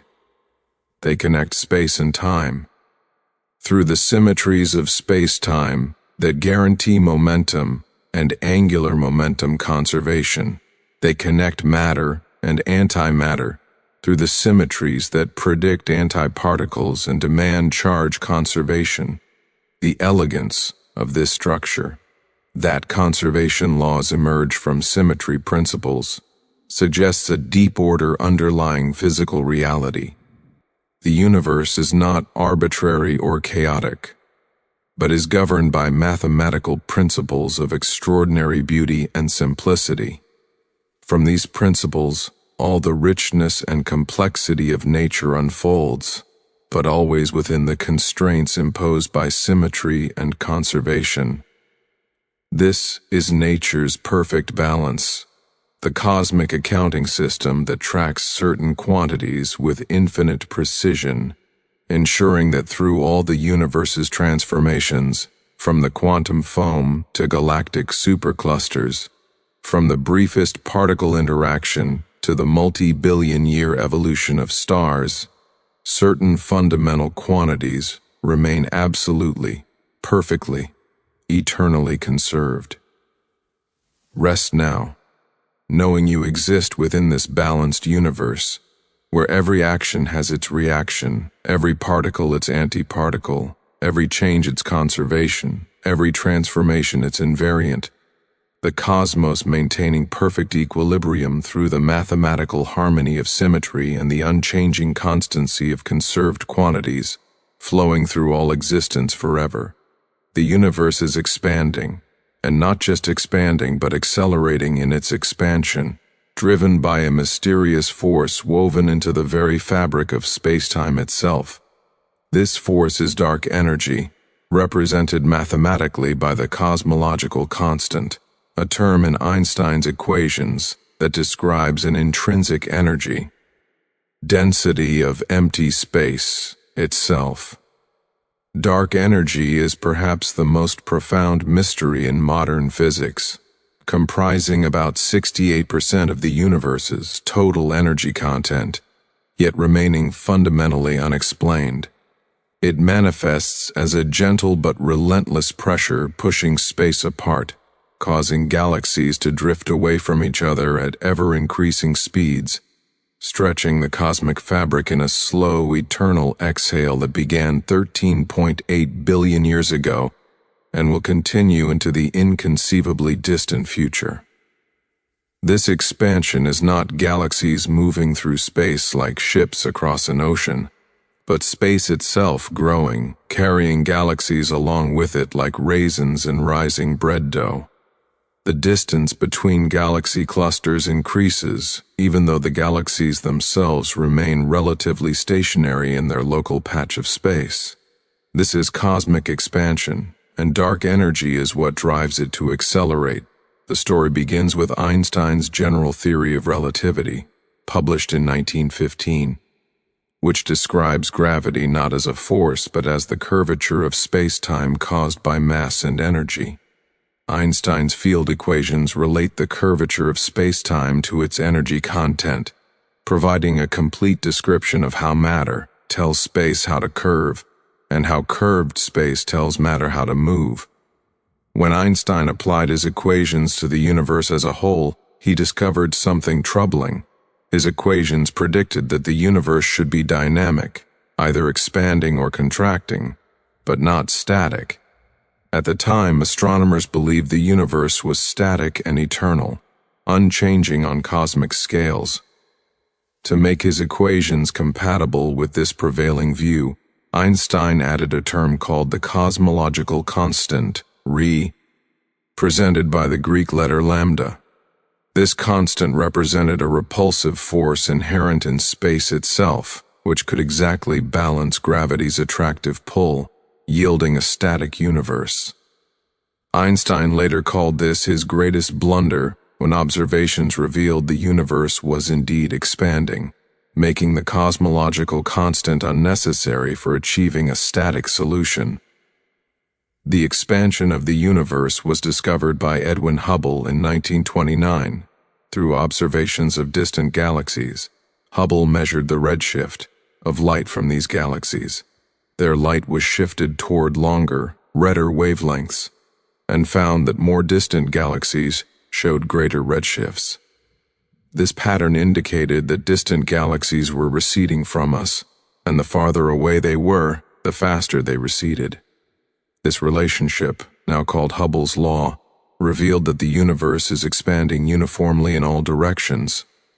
The natural explanation, once accepted, was that the universe began in a hot, dense state, the Big Bang, and has been expanding and cooling ever since.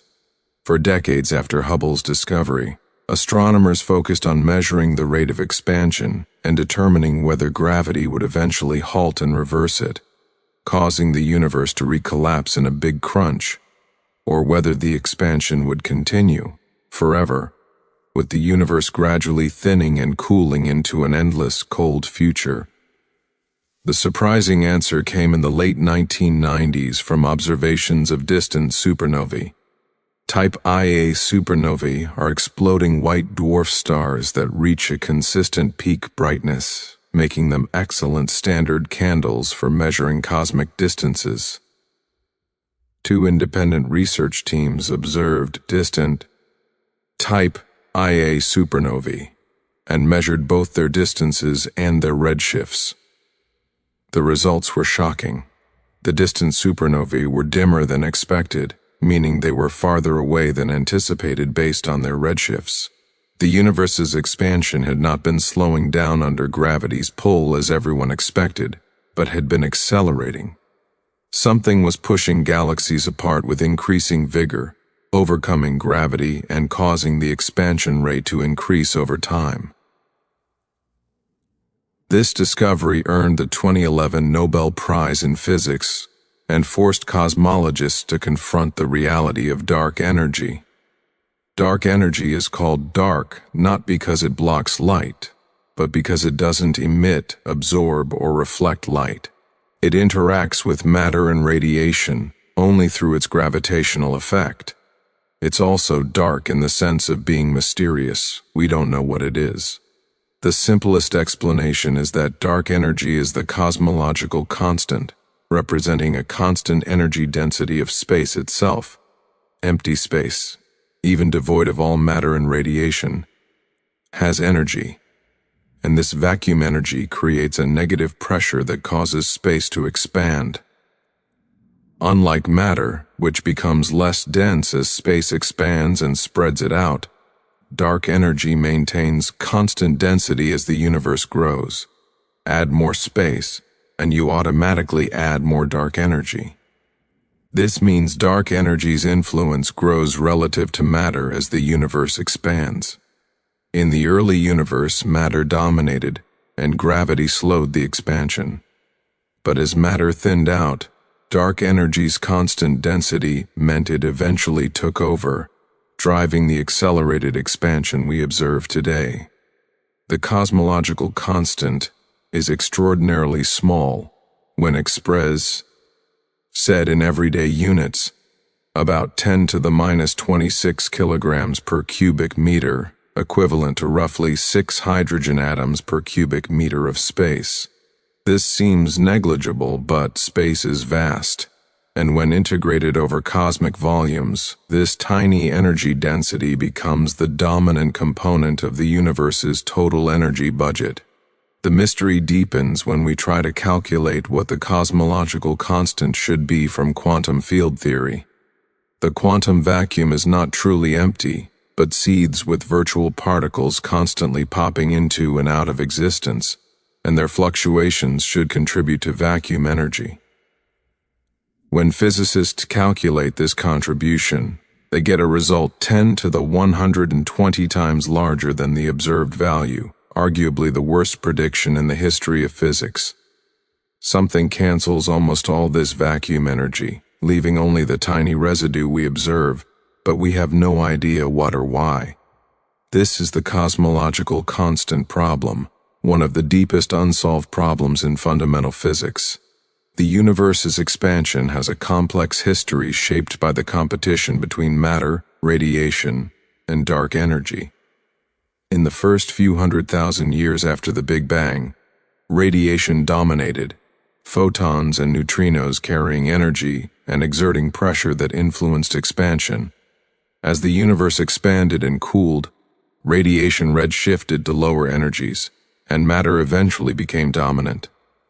For billions of years, matter's gravity slowed the expansion, though never enough to reverse it. About 5 billion years ago, when the universe was roughly 8 billion years old, dark energy became dominant. Its constant density, combined with matter's continued dilution, meant dark inner GY's repulsive effect overtook matter's attractive gravity. The expansion began to accelerate, and this acceleration has continued ever since, growing stronger as the universe expands and dark energy comes to dominate ever more completely. This acceleration has profound implications for the universe's future. If dark energy remains constant, the cosmological constant scenario, then the expansion will continue accelerating forever. Galaxy clusters gravitationally bound together will remain intact, held by their own gravity, but clusters will drift apart from each other at increasing speeds.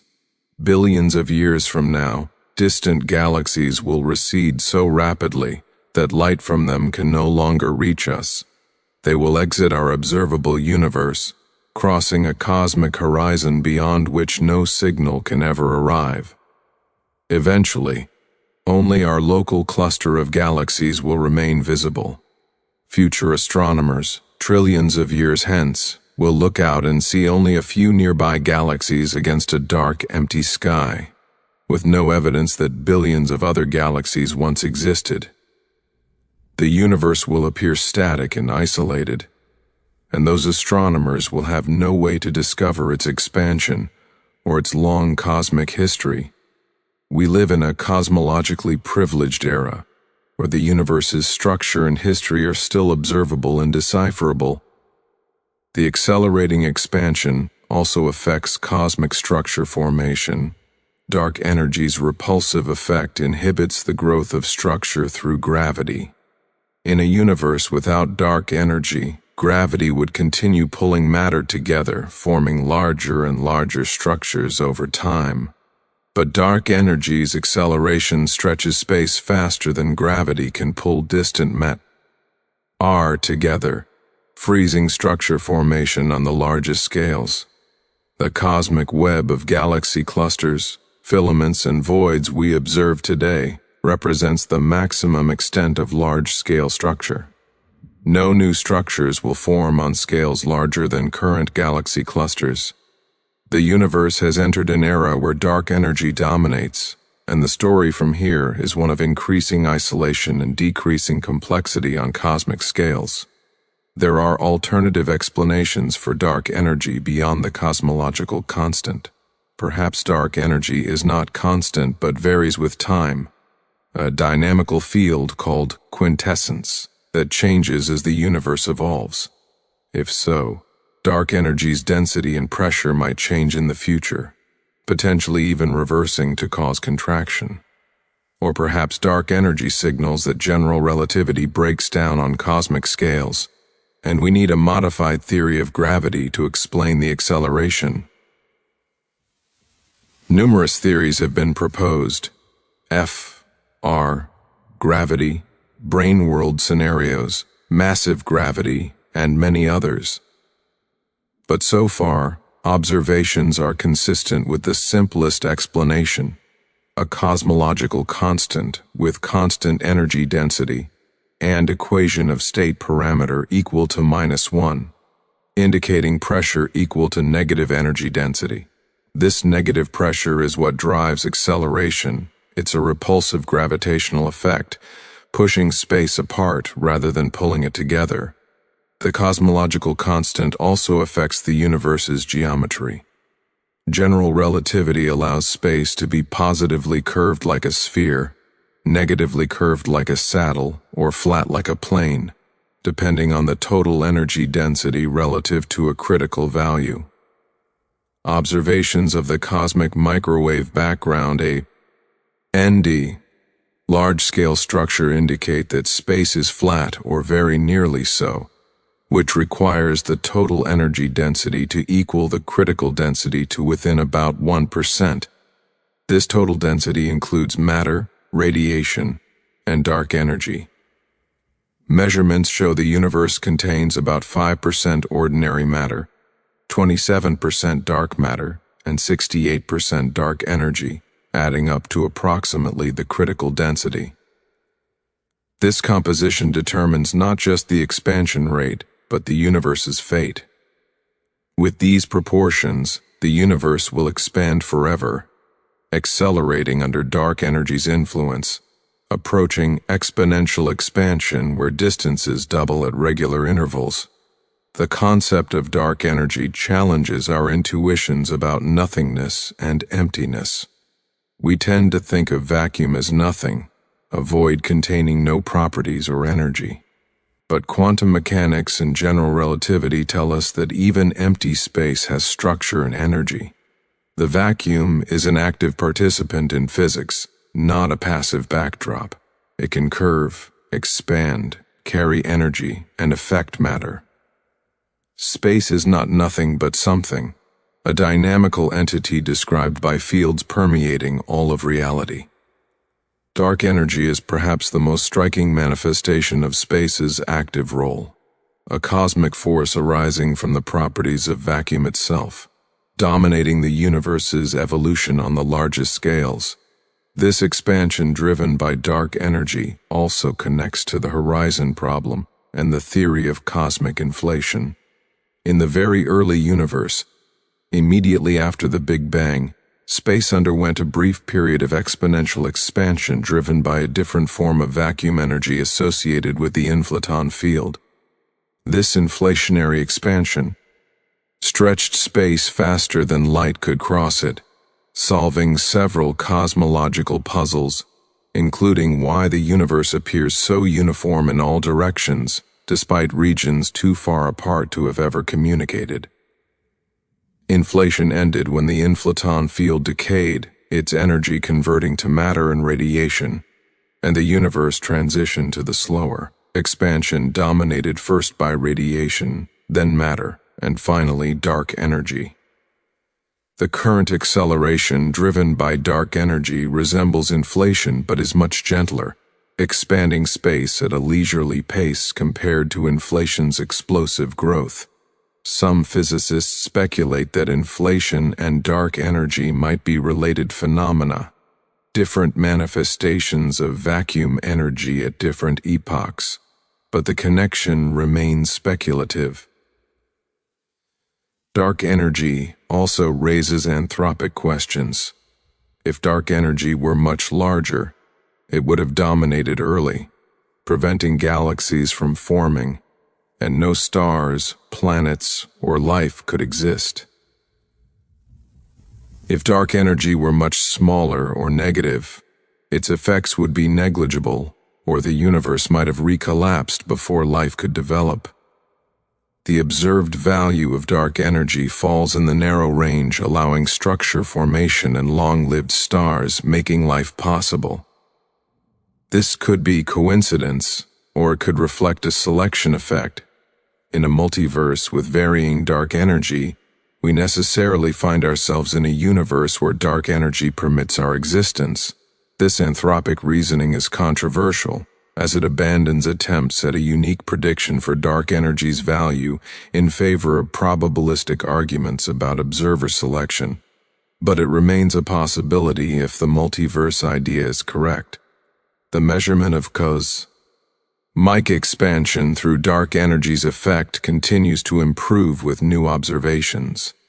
Surveys of millions of galaxies map the large-scale structure and measure how it has evolved, constraining dark energy's properties. Observations of gravitational lensing, where massive structures bend light from background sources, probe the growth of structure over time.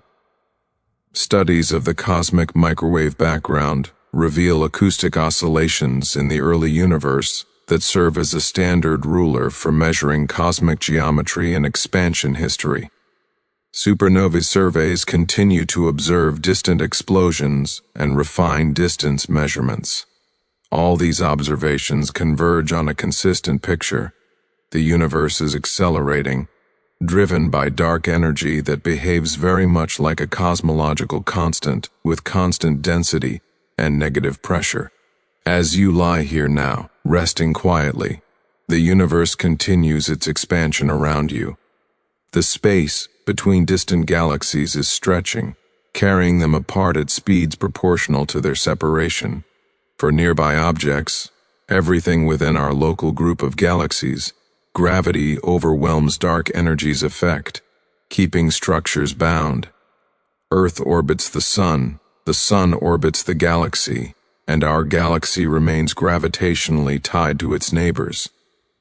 But beyond our local region, beyond the gravitational bonds of nearby matter, dark energy dominates and space expands.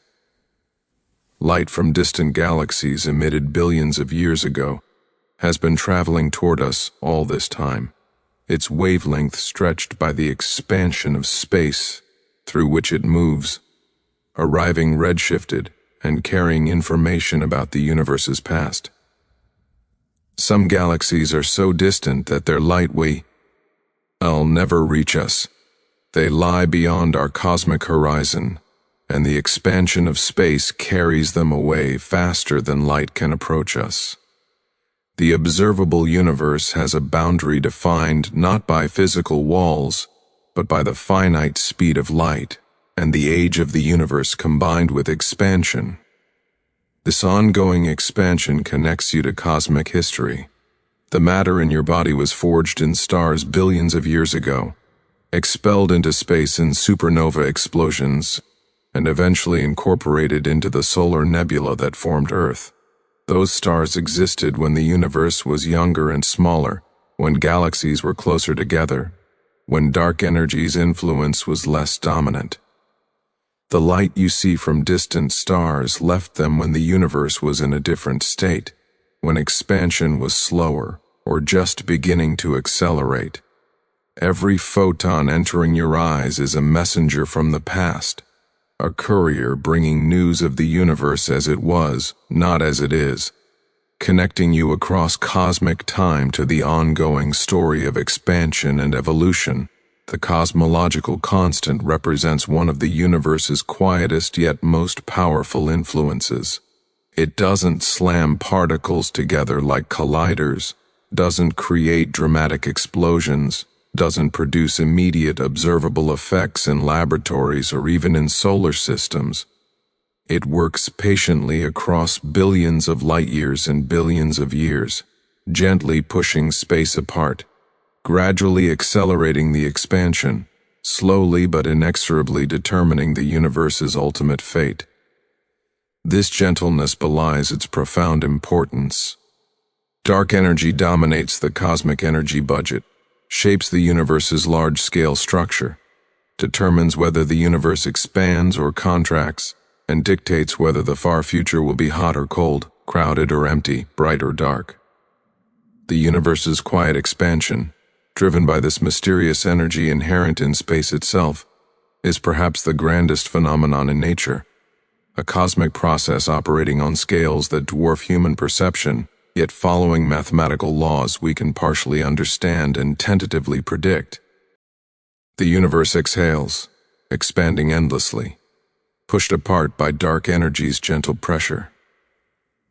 Galaxies drift away into the vastness, carrying their stars and planets, their black holes and nebulae, out toward cosmic horizons beyond which they will disappear from view.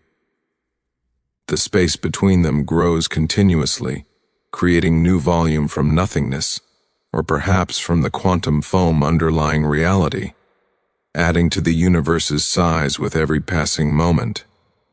This expansion that began 13.8 billion years ago in the Big Bang's first instant continues now, continues as you breathe in and out, continues whether you observe it or not, an impersonal cosmic process playing out on scales incomprehensible to human minds yet accessible to human mathematics and measurement. And it will continue far into the future, long after the sun burns out, long after the last stars fade, long after the universe has aged beyond current imagination.